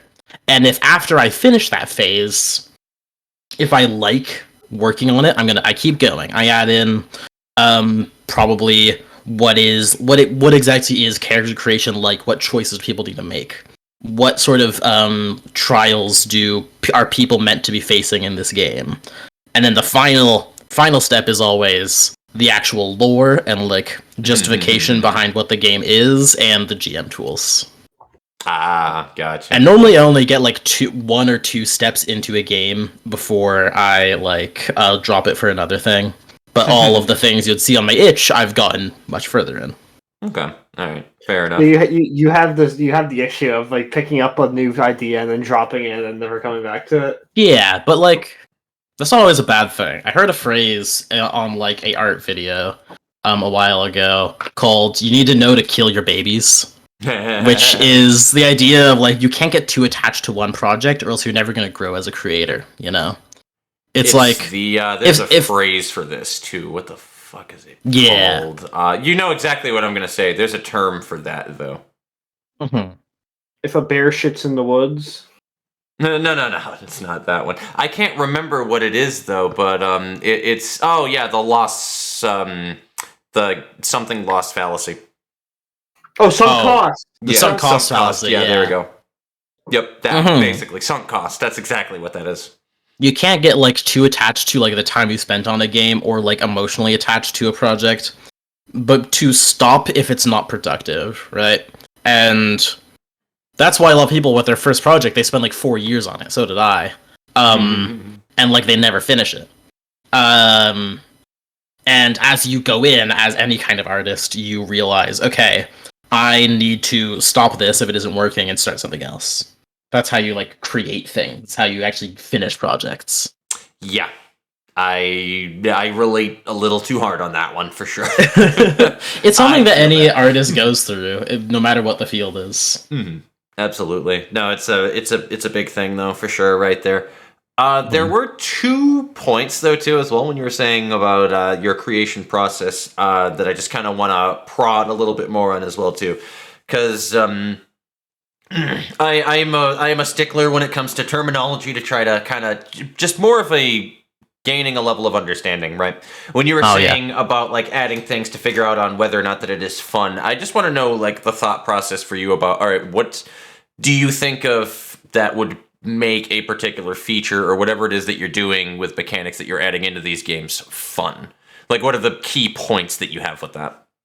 I think a more accurate term, if you're looking for that, would be interesting. Okay. Mainly to be unique from other games or other things I have in my own games, and to be something when you look into it you want to explore more. Normally this is through a mechanic that you want to like synergize or build around, like a card in a card game, or in like if I'm writing narrative rules, it's like, what does this offer in character creation that makes it appealing rather than other games? Because I can't just. There's a lot of people who just try to make like D&D plus or something, or like another game they've already played plus, where they want to just like take the parts they didn't like and change it, but that's not going to do anything. It's not only will it not sell, which matters of course, but it's not going to be interesting. It's not going to be worth learning a new rule set, which probably has worse formatting than a professional product, to just try out your new stuff. Okay, so from my understanding, you don't want to make it too overly bog standard, and you want it to have like a bit of a soul with it. Okay, so that point is how I would definitely put that into like my own words for it. And then the other thing is, not intricacy that I was thinking. There was a wording that I had for it though, but like when you were saying, okay, you want to make like the mechanics that you have in it feel more intentional rather than just throwing shit together and seeing if it sticks, right? Where think any kind of RPG in general, where like you see X and Y, and then you're like, oh, wait, I can put these two together, and that it's like they were put together for each. Like, when you have that kind of thought process. Say, I don't know, like Gunfire Reborn is a roguelike shooter game I was just playing the other day with Kinney, right? And they have this, like, there's a bunch of these power-ups that you can pick up that'll disappear at the end of a run in terms of, like, scrolls. So there's a thing that's like, you gain 40% damage increase so long as your magazine is full. And then there are some weapons that don't necessarily have a magazine, but it's like a one and done. They throw it and then that's it. Stuff. So it synergizes well with that. Like intentional shit put in the game to work with each other. Just to kind of make the brain wheels go. But yeah. I love like point I had, but no, it's fine. Go ahead. I love like Vampire Survivors and like 20 Minutes Till Dawn for that reason. That's all they are. It's Till Dawn. It's like $5 and it looks so fucking good, and the artwork is interesting. 20 Minutes Till Dawn made me write a game. It's one of those things that I got really into. I'm a big fan of 20 Minutes Till Dawn. I love all their mechanics and all their abilities. They're so fun. I've been told a lot of good things about it from like people who have played it though too. I've never heard a negative thing about that game. So, yeah, I love it. I guess Ed, anything that you want extrapolated on, add on to anything addition to this? Not really.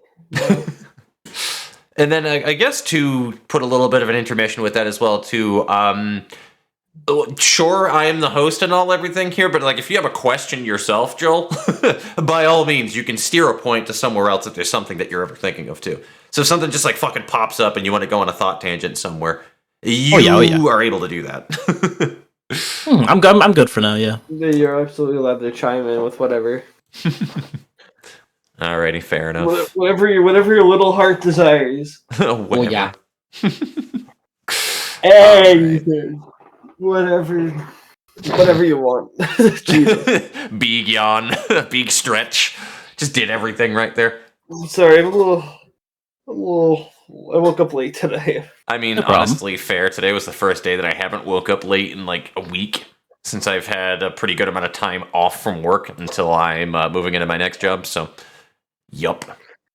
So, being in school while doing creative shit, I can relate to this, right? Is it hard for you to do that? Honestly, this is gonna sound weird, but sometimes it makes it easier. Bro, what? I feel like sometimes I'm in my own head so much that I like overthink and like do too much or too little. And part of this is because of some pretty bad ADHD stuff. And I feel it. I feel too hard. I feel too much of a relation to this man.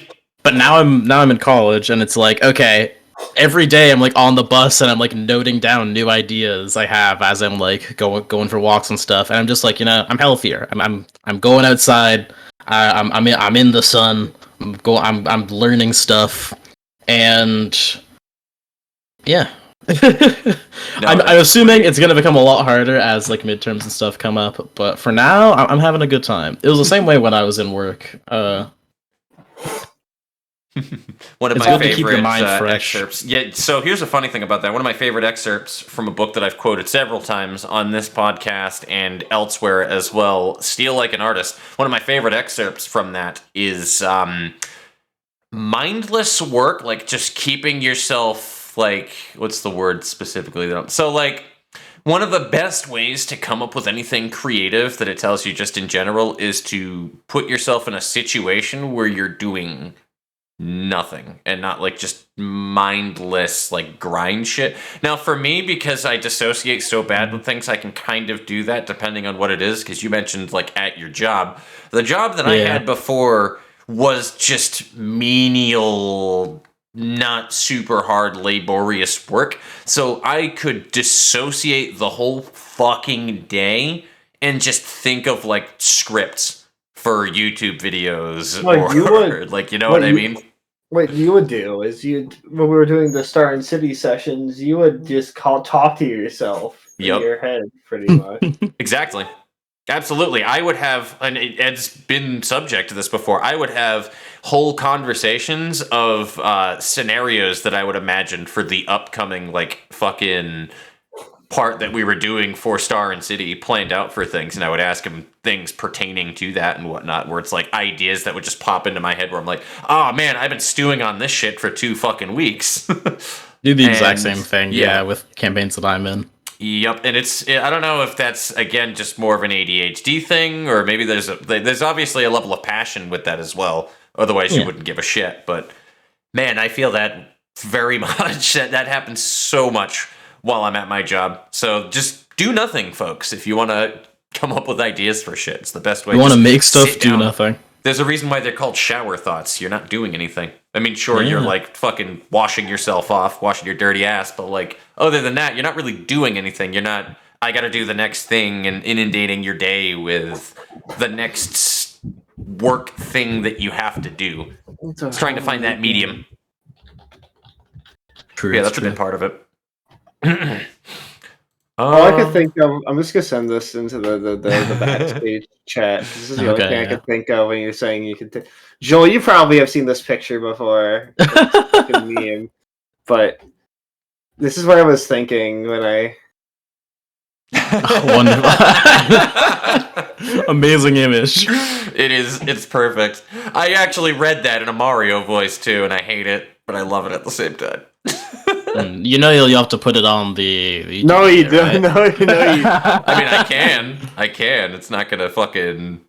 It's not anything that I'll be flagged for. It's words, but that's funny. I love that. I love That's that all too I could much. think of when it's like, oh, you can get clean. Oh, it's true. It's true. Never forget. Just never forget. Oh man, we're running down this list awfully fast. Yeah. Yikes. I mean, I'm fine because I know we can fill the blank space regardless. But oh yeah. Oh. Sounded like you were going somewhere with that thought. Did we lose that again? I feel like we might have. May have happened. I think he's lagging out again. Oh no. Yeah. Okay, Yeah, there we go. I was gonna say, Yeah, what was your thought there? Because you faded out for a second. No. It sounded like you were going on a tangent.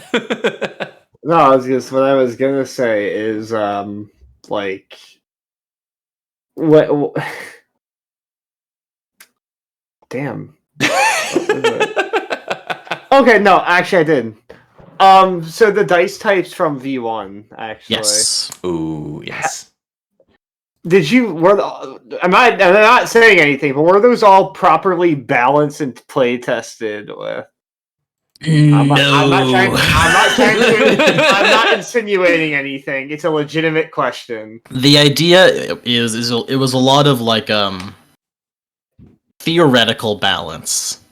It was a lot of me looking at it and being like, yes, this costs X points and theoretically can remove X dice of value. If I average that out in between all of the available kill targets it has, it's blah, blah, blah, blah. I did a lot of math.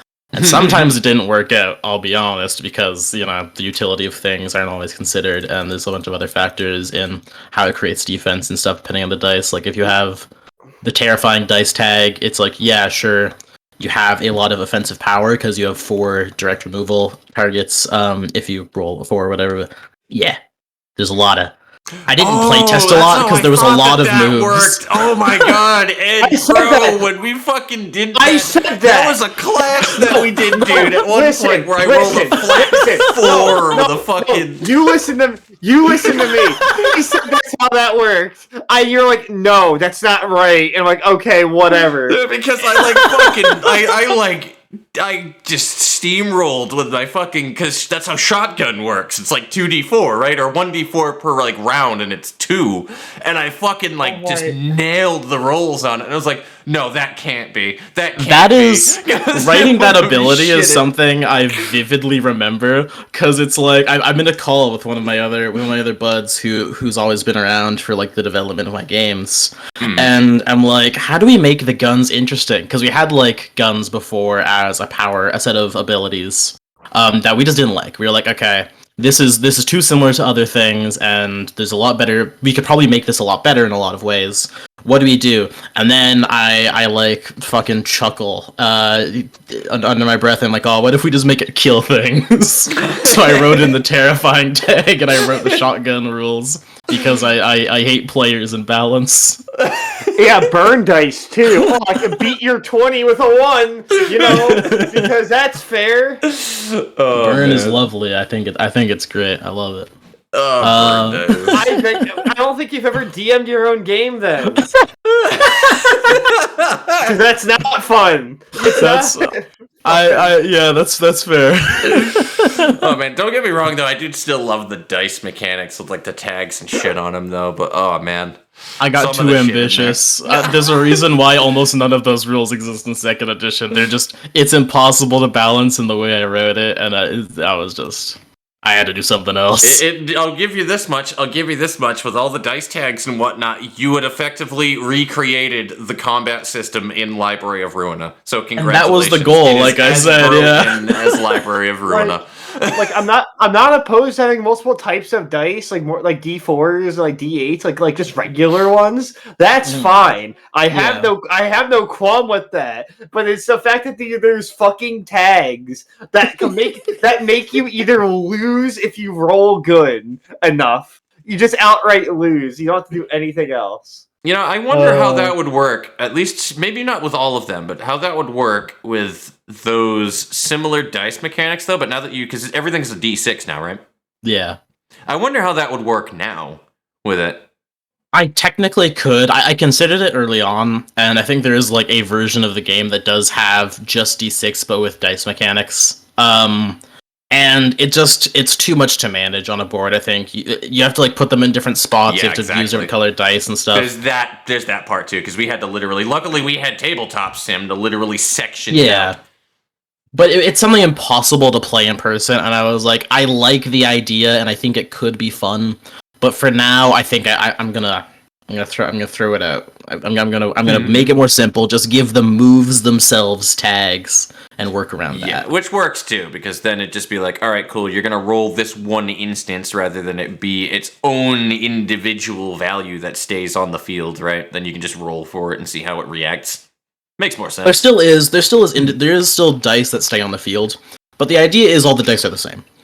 It's just like you roll 4 dice, they're D6. You use the numbers on the dice. They're built to show you that. It's fine. And then you spend those on different abilities that all have their own complexities, which you know on the papers.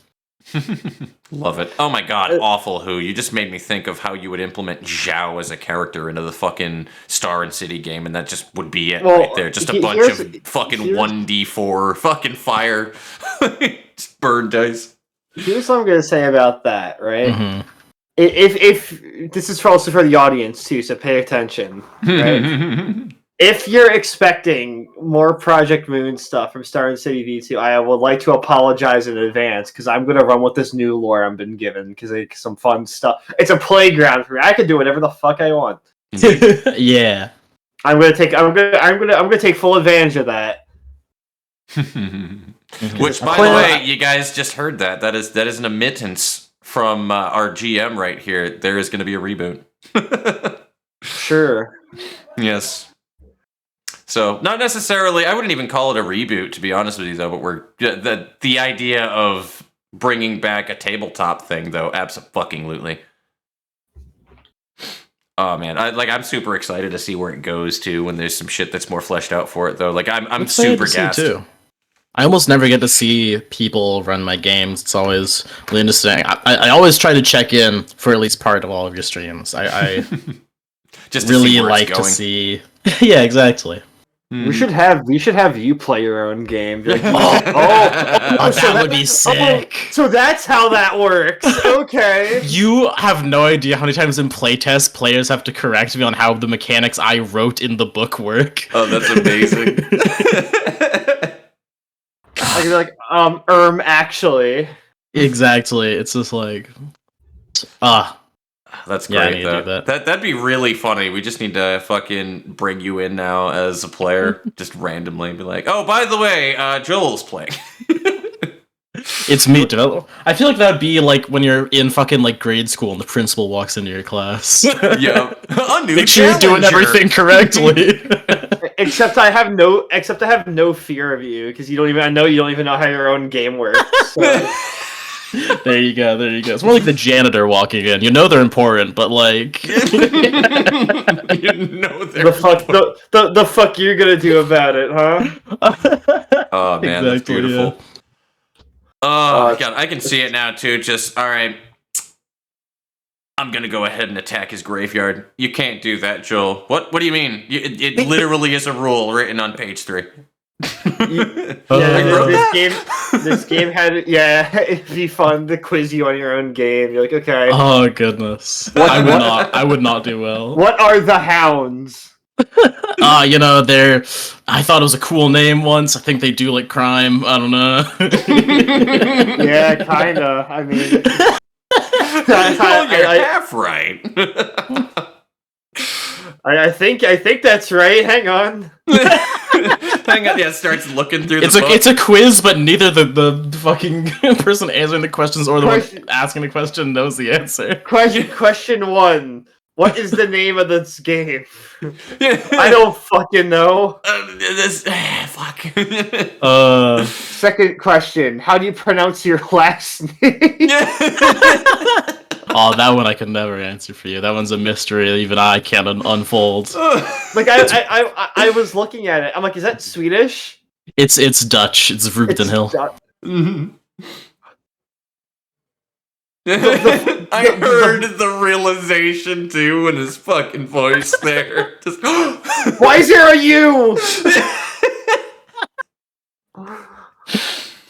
My actual first and last name is 4 letters long each. Lucky put you. Like if you want to learn how to pronounce my last name, put like a comma after the G, and then after the N.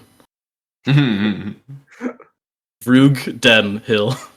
Beautiful. Dude, it's like Hindenburg, but like you switch around a couple of the letters and you add some, and then it becomes it. It's nothing like it, but if you it's why on my socials I just translate it to English. It's Happyhil.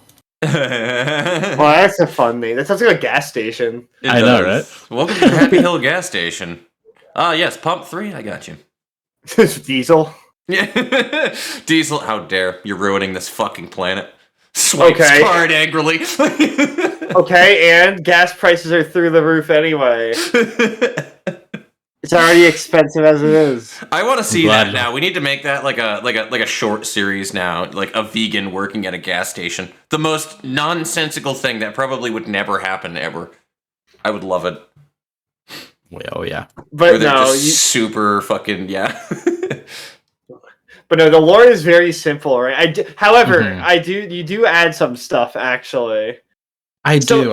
Is like, how do you pronounce the name? Is it Tibble? Tibble, I think.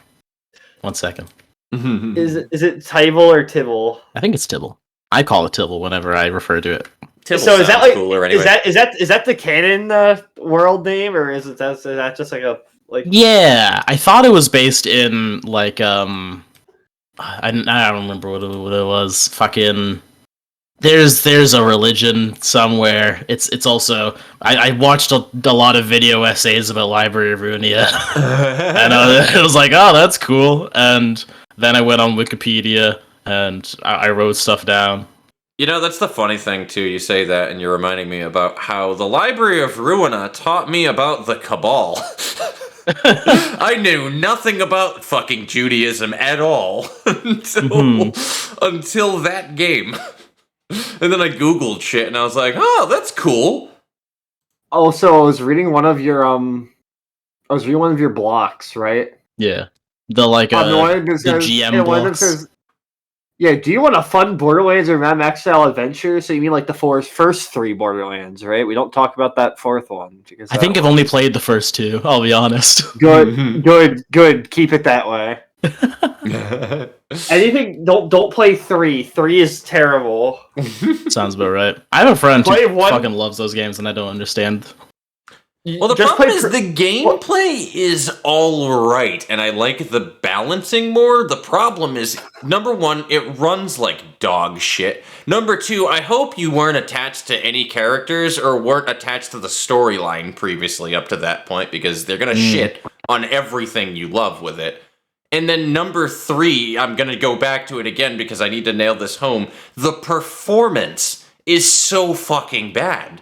I've had that game crash in my face for no good reason, and then my entire PC is just running like shit for a little while it's trying to fucking decompile everything that it closes. And I'm like, what the fuck is going on?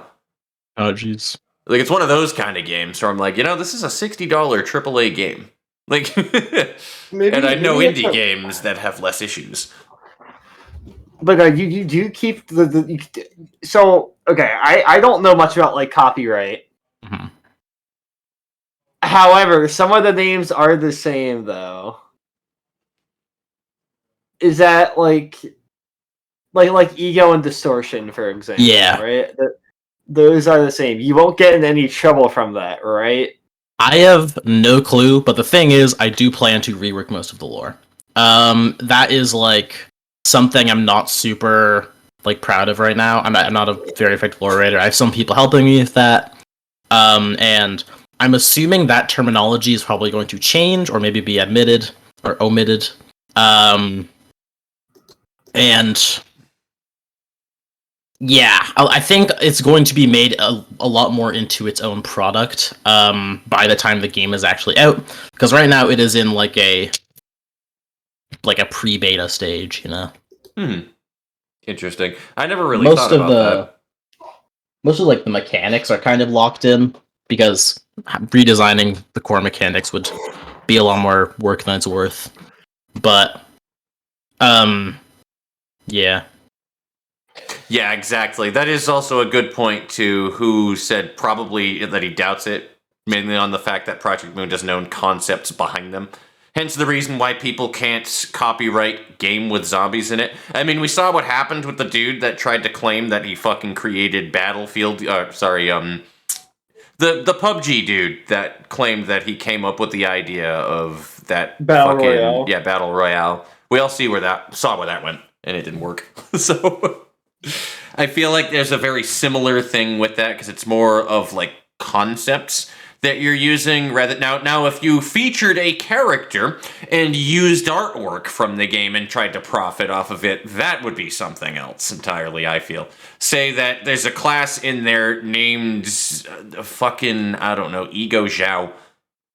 You know what I mean? And you just literally rip Zhao. Directly taking names. That'd be very different. Mm-hmm. But yeah, I feel like that is, I've never read law when it comes to that shit with copyright, but I feel like that definitely constitutes, at like, the absolute worst infringement of anything would be fair use, which isn't an infringement at all. You know what I mean? Like, that's like the worst case scenario. I'm not really worried about copyright. I'm mostly changing it because I just don't want them to be upset. I have a lot of respect for the Project Moon devs. I don't want to take their stuff. You know, which is fair. In case it blows up, I would feel bad. Well, you're gonna go bankrupt next week then. Yeah, because Limbus comes out next week. Right. Oh yeah, Limbus. It's gonna make $1 billion. $1 billion. I love it. Oh, that's great. I'm not wealthy enough to consider spending money on gacha games, but I definitely will be playing Limbus because I want to read more of Project Moon's writing. Yes. Fox is going to spend that's the whole thing that they're doing. Oh, hell no, I'm not going to. I'm going to be playing a one-off for sure on stream, though. Copyright Al Gattucci before they take him from you. I will spend $10 and that's it. No more. It's going pretty well, Morshu. We're interviewing the dude that wrote fucking Star and City, so yeah. It's great. Oh, this is, for reference, Morshu is the famous Al Gattucci. Yeah, you might have heard of him. Oh, Al Gattucci! My boy, my guy! I was eating some pita chips, but I didn't realize Al Gattucci's in the chat. He throws a bundle of fucking hundreds at you. He was the money grubber of our party. He loved his money. Beautiful. Yep. It's unfortunate too because we had an idea. So fun fact for you guys too as well. We were gonna wind up having like a fucking before shit hit the fan towards like the last part. Me and Al were gonna go at it at some point. That was like a plan I came up with him. Hey. But yeah, we were gonna fucking. They were gonna fight. Actually, fight him. They were gonna fight. They were gonna fight. That's not what you're exactly. Thinking. They were gonna fight. I was gonna at bare minimum duel him. A test of wills, if you will. But yeah, it was gonna be a fun time. I was gonna like fucking make it all cinematic. Only things I remember from your game is the players, the green color because I thought he was funny. Yeah, and he was great. The barkeep guy who gave you the he remembered Clayton, the most important fucking character anyway. So yeah, that's fine. There was more work put into Clayton than anybody else too. So Beautiful. It worked out well. So hey, congratulations, bud! Somebody remembered the one NPC that you put in like more effort than I put the 2. Yeah, true. Those were the 2 important ones. Yeah, and then there was the rabbit guy towards the end. I fucking like the rabbit. He was cool. Mm-hmm. He remembers the power of money never fails, Vince. The power of money, the capitalism, go. It's like a fucking, or what's his name? Captain Planet ring. Yeah, the brown waist. Yes, I remember the whole tear on the brown waist. The most powerful color of all. The brown waist. Plumber. Yeah, he's a plumber. Capitalism at its finest. Jack, give me a lottery ticket. Oh god, you're not gonna scratch it off in the store, are you? You know what they say? A lottery ticket a day. I forget how the rest of this goes, but whatever. Having capital is a superpower. It is though, and he just. I loved Al Gattucci as a character. Vincent fucking did not like him though. He wasn't a big fan of Al Gattucci. He was on a line with him where it's like, all right, cool, I understand him for a little while, and then the moment where like the thing that was the tilting point for him was when he was not giving a shit about Shu. That was when Vincent's like, yeah, I'm gonna kick this guy's ass. That was the thing, and that was going to be immediately in the next episode too, and I'm so upset about that because after that whole segment, that was when Morshu was like, yeah, you know what, screw it, whatever, and did not give a shit that he nearly died for everybody. Vince was going to have a word with him. I mean, hey, at least you also get a fresh start with new people. This is true. Honestly, Al Gattucci's probably still going to be in that. Assuming he comes back. No, it's just going to be Al Gattucci again. I can see it. Oh, man. Oh, no. Just reboot the same fucking guy, you know? And he just starts talking to everybody like he fucking knows them and nobody does. Like, everybody's like, who the fuck is this guy? That'd be a great way to roleplay it. Oh no, why do you guys do this to me? So yeah, that's always the fun thing with GMing, man. You always, the players always give you a run for your money somehow. I'm retconning whatever's in the book.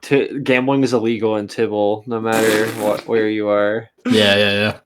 Beautiful. Thank you. See, you heard it here. Under the table gambling, then. There you go. We're establishing very important lore here. This is the most important. Uh-huh. I love that, by the way, a game that's all about rolling dice. It's illegal to gamble in the world. Yeah. I love that. The irony there is beautiful. And we are almost at the 2-hour mark. Right. Me, I'm the encounter. Absolutely. It was me, Dio. Alrighty, what else do I have for questions on here, though? Because we talked about... Oh, God, yeah, that was the fun... I mean, we talked about this for a little bit, though, but... Oh, boy, balancing. The balancing question. Is there anything else we want to add on to that shit, though? Because... I think we talked about balance pretty... I would just like to say that there are games that I've actually balanced. Star and City 1 was not one of them. No one wanted to play that game with me. So it's all theoretical. But the games fair. I have play tested, like Dust, Heaven or Hell, the kind of the first I haven't done because I just had like close friends playing it all the time. Mm-hmm. It's all about just like what options made you make the least decisions and interact with the game the least, and then I changed those. No, that's fair, because that's... You know, the funny thing was, this man right here understands something that Project Moon doesn't. Bro, getting to the fucking point? Like, seriously. What is the thing that you did that made you think the least? And then how can you fix that problem? That's such an easy way to go about it, too. Like, it really is. It's not saying what's the most overpowered or what's the most broken or how can I cuck the players from not being too strong or something. It's what is the thing that you did that was the shortest route to reach the end goal that you did with minimal thoughts? Does it need to be addressed? How do I address it? That's actually a really fucking great way for balancing, actually. I've never thought of it on that kind of a perspective. But that is so applicable. I love my Dust play testers with every bit of my heart. They're great. But my god, there are a lot of things that people did that made the game not require a lot of thinking. Especially when it comes to like the weapons they would use. I'm not going to go super in depth because I don't think most of the people here know Dust. But my god, there's the knife that puts static on you. If you get 10 static, you take 10 damage because of a lightning bolt. And there's the guy who was like, "Oh yeah, I'll make 20 attacks in a turn, and then allow me to refresh all of my resources ad infinitum." And it's like, I see. Like, I need to pay more attention to this. Man, Kirai says your 6 dads, moms, and non-binary guardians will playtest your next game. Thank you. Apparently. Oh man, no, that's again like that's such an easy way to encapsulate it, but it actually just makes perfect sense. Just what is the easiest and least thought-provoking way that you did the thing? Because thinking is fun. That's the thing people don't realize. People like to think. And you don't need to make the option bad. In fact, sometimes I buffed options that made you think not very much. But I made it so you had to do a thing, had to add a condition. I think in general how that should be is... it shouldn't be inverse. If you put thoughts into preparation and putting this and that together and thinking ahead and planning out, you should be rewarded for it. And I think that's ultimately, like, the goal with that. It doesn't mean that, like, the thoughtless way of going about it shouldn't work. Barbarian is a perfect fucking way to explain that right there. Barbarians are usually very powerful in games. Yeah. But like, people think they're fun, so don't get rid of that for people. Yeah. Exactly, because that's what the thing is. It's like, the barb is super powerful, but like typically how that balancing goes is he is a one-trick pony. That is the one thing he does. That is his strength. He runs at people and kills them with anger. That is what he do. But I feel that entirely. So I guess that's ultimately the thing right there. Just the thoughtless thing should not be more rewarding than somebody who puts in the time for it.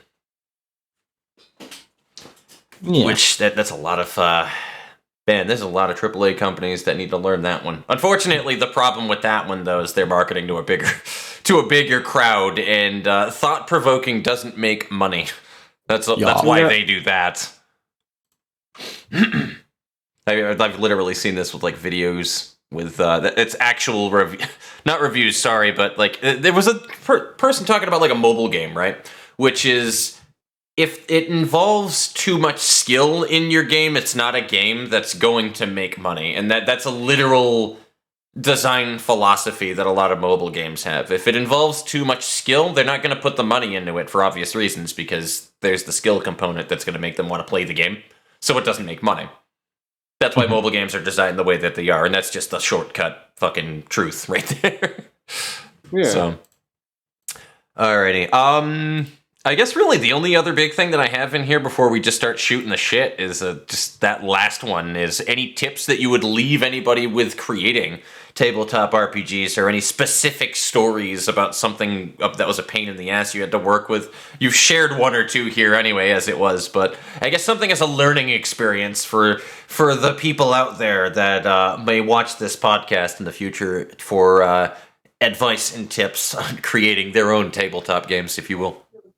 Make little games. Don't spend 4 years on the same project. It's a bad idea. You'll make bad habits and you'll never unlearn them because it's what you did for 4 years. Yeah. If you make small projects like enter game jams, make games based on system reference documents or SRDs, they will allow you to make stuff fast and learn from it quickly, especially if you put it out into the public. That's actually very fucking solid advice as well, too. And then, if it sticks, if it's something that you do well, because this has happened to people through game jams as well, you can start a following for a brand or whatever the hell it is that you're starting with that one. If you did something small that people really dig, like that quite literally is how Undertale happens. That wasn't a game jam, don't get me wrong. I think that was actually... Didn't Toby Fox make that over a long period of time, though? Yeah, it was a Kickstarter. I think so, but it wasn't his first project. Yeah. Well, yeah, no, because you know what he worked on before? Homestuck. You're right, Homestuck, yep. He did music for Homestuck, and then guess what? The Undertale Kickstarter started 10 years ago. Damn. Yep. You want to feel old? 10 years ago is when the Undertale Kickstarter came out. Love it. Love the depth there. The debt. Yes, depth. Love the debt that you're in there, Morshu. But take care, my friend. It was a pleasure seeing you. Yeah, in Tibet, L has apparently $3,516,472,978,302 worth of debt. That's the specific number I was given. That is unfortunate. That is an unfortunate number. It's not even like perfectly all zeros, like a perfect 3.5 trillion. No, he owes more money. Those $2 are mine. True, he said, excuse me, that's gold. Whatever. I don't know what the Tibet currency is. Joel, what's the Tibet currency? Yeah, what is the Tibet currency? Balloons. The balloons? The answer is that if you need to ask that question in a game, you'll figure it out. You'll figure it out. There's a lot of details in games, especially in like settings where it's like, if the things in the future, are there still living religions in the modern world? It's like, I don't want to discuss religion in my games. If you have a religious player and they want that, give it to them. It's for your table. Make your table happy. If there isn't, why do you need to ask that question? Don't make religious leaders your villains. It's very insensitive to a lot of people. That's the main thing you should know. It's too easy, though, is the thing, and it's just really too easy. overdone. People do it all the time. Exactly. You can do it in a movie because the actors don't have to like deal with that all the time. You know, the funny but thing if is you're in a tabletop game, you've got to be you should be friendly to people. Yep. They're the reason you're playing the game. Exactly. I honestly, especially with like just creating a tabletop as well, I imagine accessibility is a big thing, and it's also super fucking easy to do in a tabletop game. But I guess easier than other mediums, I would say specifically for that, though. But you're reminding me when I was trying to fucking come up with... Because that was a question that I thought of with the RPG concept that I started a while ago because I have, like, a lot of lore and story to, like, the history of the world. And I was like, would there be religions? What would they be? How would I flex upon that kind of a thing without making it too fucking, like, just like everything else? And I was like, well, I don't want to make it where, like, the one church that you have in there has, like, an evil pope or something like that that's in for their own benefit. You know what I mean? I was like, how can I do something with this where it actually is interesting? If you want to do that, you've got to make the religion really, really, really fake. Because it's a cool aesthetic, I get it. Evil popes look cool. I like Dracula. He's not a pope, but he's got like some of the Christianity aesthetics and stuff. He's got crosses. It's true. I think there's a lot of cool religious imagery, but people also like are involved in religions in their life.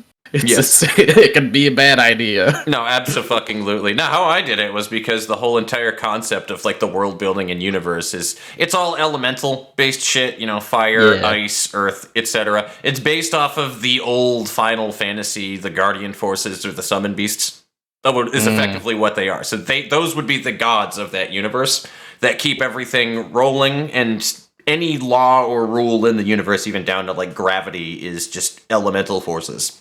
Not a thing that's super unique. It's done in a lot of other different types of media and fantasy, but it was my own spin on it, and I enjoyed it. So I was like, all right, cool. If you're going to do a religion for it, fuck it. Obviously, it would be somebody that would probably align themselves to one of the elemental gods, no?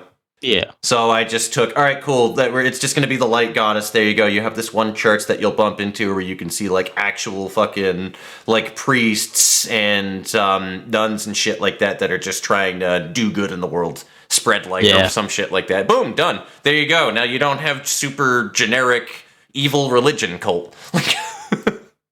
Done. Now you can have special evil religion cult. Exactly. There you go.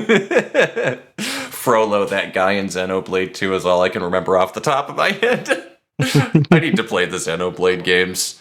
I have been told I want to at some point. Or at least touch on them for a little bit, because I don't know if I can dedicate to playing all the way through. Depends on how many hours it takes. I don't think they're super long, though. Did we cover everything? That's pretty much everything that I have in there, because you were saying that was the last one for just like a tip for creating tabletop RPGs is just start small.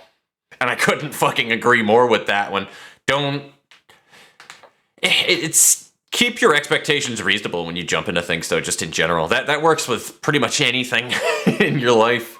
To be able to pull the reins in when the mind starts going with shit. To be like, all right, wait, no, let's start with this first, and just go from there.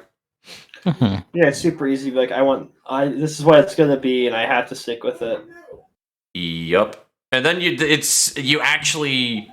Because if you spend 4 years to make a game and then realize you don't like it at last minute, okay, for example, and then you don't put it out or whatever the case is, now you have nothing there for a sort of portfolio that you can use for shit in the future. Whereas in that time, if you went with a bunch of short projects that took, I don't know, we'll even say like 6 months each, okay, which is generous if you're going to go like on a very smaller end kind of thing for a tabletop, I feel. Then you could have had literally 8 times the number of products that could have been. Yeah. Just on a list of things that can be referenced to. So, that is a big thing. But yeah, man, that's Star and City V2 then. Yeah. I mean, do you want to touch upon some of the other games that you did? That is true. I kind of want to know about them. Yeah, I'd love that. Yeah.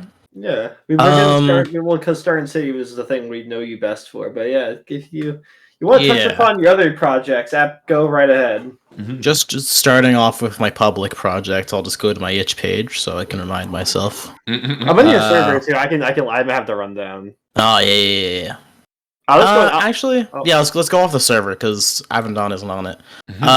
Generally, Advent Dawn is your first one. Yeah, those are generally ordered in the order I created and released them. Other than Star and City 2, which I just put below 1 because formatting. Yeah, makes sense. Yeah. Advent Dawn is something I made really early as an extension of the like D&D stuff and the homebrew stuff I was doing with my friends when I was in high school. And you made this like years ago. Yeah, I did this quite a few years ago. I'm not super. I'm pretty young. I won't go into specifics, but it wasn't like that long ago. As much as someone may think, if they assume that I am not as young as I am. Yeah, exactly. Okay. I'm only 46. I'm the old man here, so. Yeah. But yeah, it was the initial idea was to have a system where you could completely customize any and every attack you used in the system. It was a very classic, like grid-based tactical game, a la Lancer or D&D Tactical Combat or something like that, which were the two things I was basing off of originally. Okay. And the main thing was that every like attack on your weapon or your spell book or whatever was like given a quality value, and you could assign positive or negative traits to try to match that value. So if you had like a quality 7 spell and it cost 1 value to get 1 damage, you could add plus 7 damage onto it, you know, and then you have your spell. Or you could get more complex. You could add more mana cost and do like -4 to add another plus 4 damage, or use plus 3 for an AoE effect and all that sort of stuff. And as you may expect, with the combination of that and its like kind of Feat-esque character creation system with a bunch of playbooks that all had their own abilities that interacted with all of that, it was in no way beginner friendly and very, very, very bad as a consumer product. But me and my friends had a lot of fun with it. So just more like something for you guys than it was like pretty much, yeah. Right now, this is on the down low, but I am writing what is kind of a spiritual successor to it. It's just called Dawn. And hopefully I'll be able to work in the parts of that I still like, which is it's this very like lighthearted setting with, you know, everyone's got magic and there's fucking monsters and magical technology and all my favorite like Final Fantasy and little anime tropes that I want to put in, just because it's like a very much like a comfort project, you know what I mean? Mm-hmm. Love it. But yeah, maybe I'll come up with that sometime, but it's kind of secondary to Star and City right now. There you go. All right, then you got Dust. Dust, yeah. Dust is a another tactical combat game with a restricted grid. It is always a 5x5 grid, and it is built around an idea of having a combination of a class and a aspect that build up your character with a set of tools that you can equip on using equip load. That's kind of inspired by like Dark Souls and like other dark fantasy stuff for its flavor and the idea of like the like brutal tactical combat of it all. Ooh, nice. Yeah, unfortunately it uses a bunch of Midjourney AI art because I created that when that was just in its infancy, and I was like, oh, this is so cool as someone who can't afford commissions. But then all the questions of like the efficacy, or not the efficacy, like the morals behind using it. Yeah, the ethical aspects of that, because it is like what I failed to think about, even though it is obvious if you are thinking of it from that perspective, is how it is just stealing from other artists and using it to market your product. So I was like, okay, that is no longer for sale. You can still download it on my itch, but I'm not accepting money for it anymore. And I really like the game. I think it is a good game that I made in terms of its mechanics, but I'm not okay with selling it with that art. So maybe I'll come out with another version someday without any of the art and stuff like that. But for now, it's in an unfortunate little sales purgatory. Fang. Fang is a dash core game. Dash is a system reference document developed by someone. I think I can find them real quick on my Twitter. Rene Pierre, who makes a lot of good games. They just came out with Firelights, if you want to check that out. They've made Hopes and Dreams.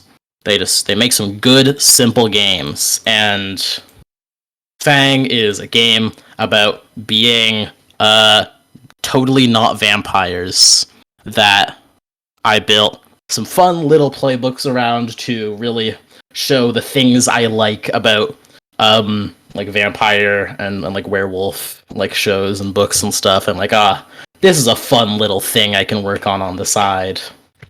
It's very simple, like you roll 2d6 to decide on resolving actions, and you have very simple abilities that are mostly for roleplay that come from the game, stuff like that. Okay. And yeah. Strikeout. You remember you said this was a game jam.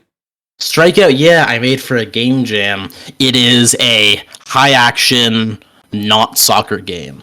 It's about you doing some weird sci-fi or fantasy sports with your good friends. It is another Dash game. It was for the Dash Jam that I made, and it is one of my more like actually played games. I play tested this pretty seriously at the end of the development with some people, some good friends, and turned out really fun. It is this sort of mixture of a interesting like tactile system that got brewed up to replicate like the flow of a sports match, and some is there even narrative mechanics? I don't remember a lot about Strikeout.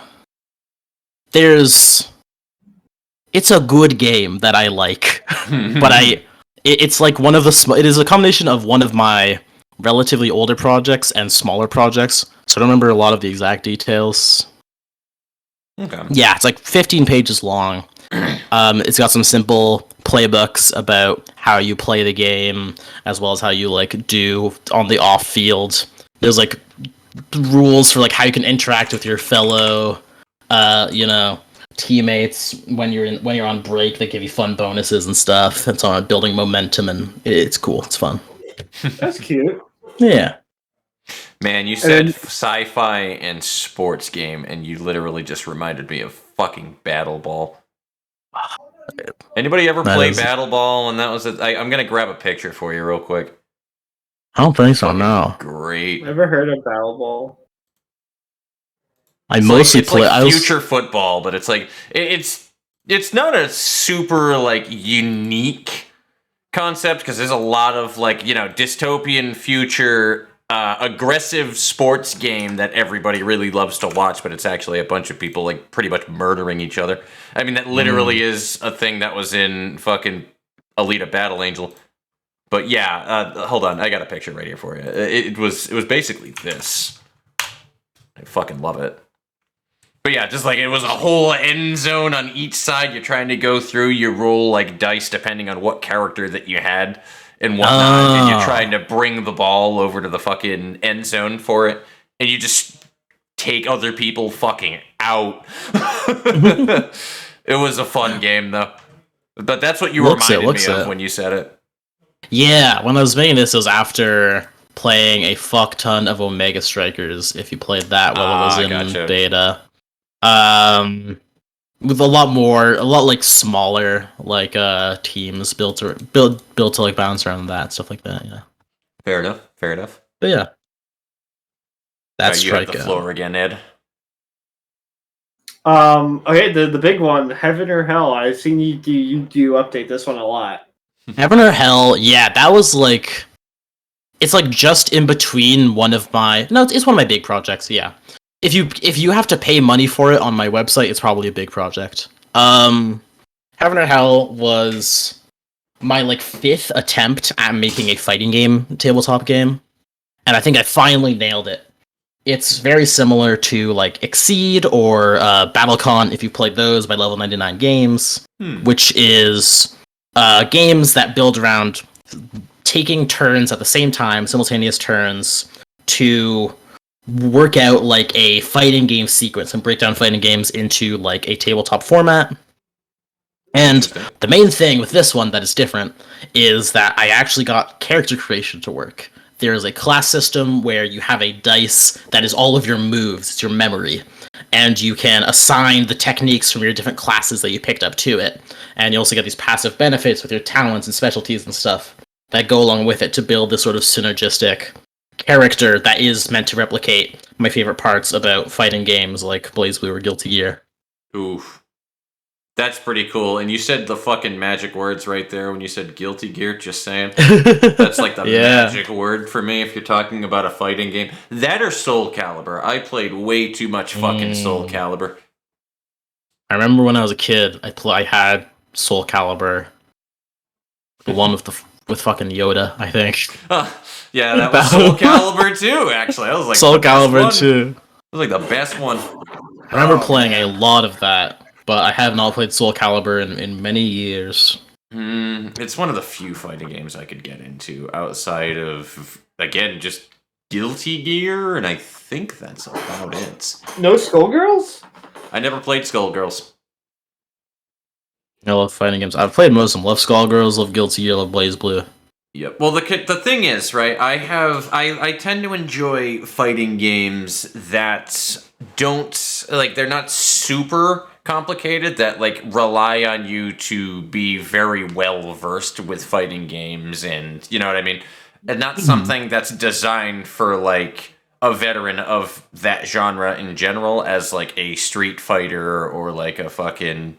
You know, something like that would be, or BlazBlue, for fuck's sake. I can't get into those because they are very difficult for me to feel like there's a flow in combat, and I just feel bad at them. So I like that, I'm that don't way like Street stun Fighter. locking.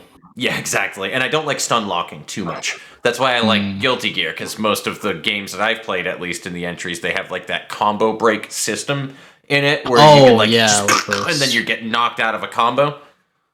But it's like, you know, you can only use it X number of times in a fight, so like you really got to think about when is the time to do it and shit. So like there's a tactic behind that stuff where you have a fighting chance against somebody who can just beat the fuck out of you in one combo. So yeah. But yeah, I feel like those are like the two things that I just gravitate most towards when it comes to fighting games. I like them a lot though, because they're just so fucking satisfying to get good at. Yeah. Alrighty. So after Heaven or Hell, what do we got here?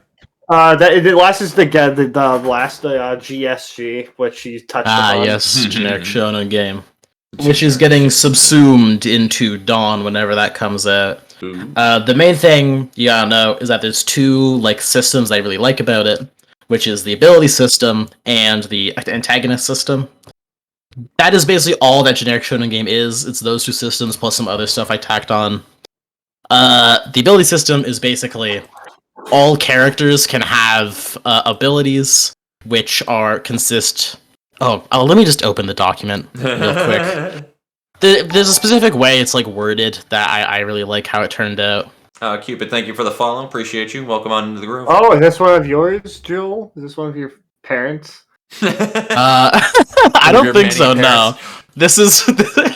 No, this isn't one of them. This is probably someone new. You know, you got a new follower. Maybe not. I don't know. I don't know their names on Twitch. Or they could have been lurking for God knows how long, and they decided to follow me now. In which case, I appreciate lurkers just as much as anybody else. By the way, love yeah. Is Star and City your favorite game, or is it Heaven or Hell? Is that one your baby, or no? Which one of the two? I think I could predict a favorite. It's either Star and City or Heaven. I think Star and City 2 is my favorite game that, like, to look at. You know what I mean? I think it is my best work so far.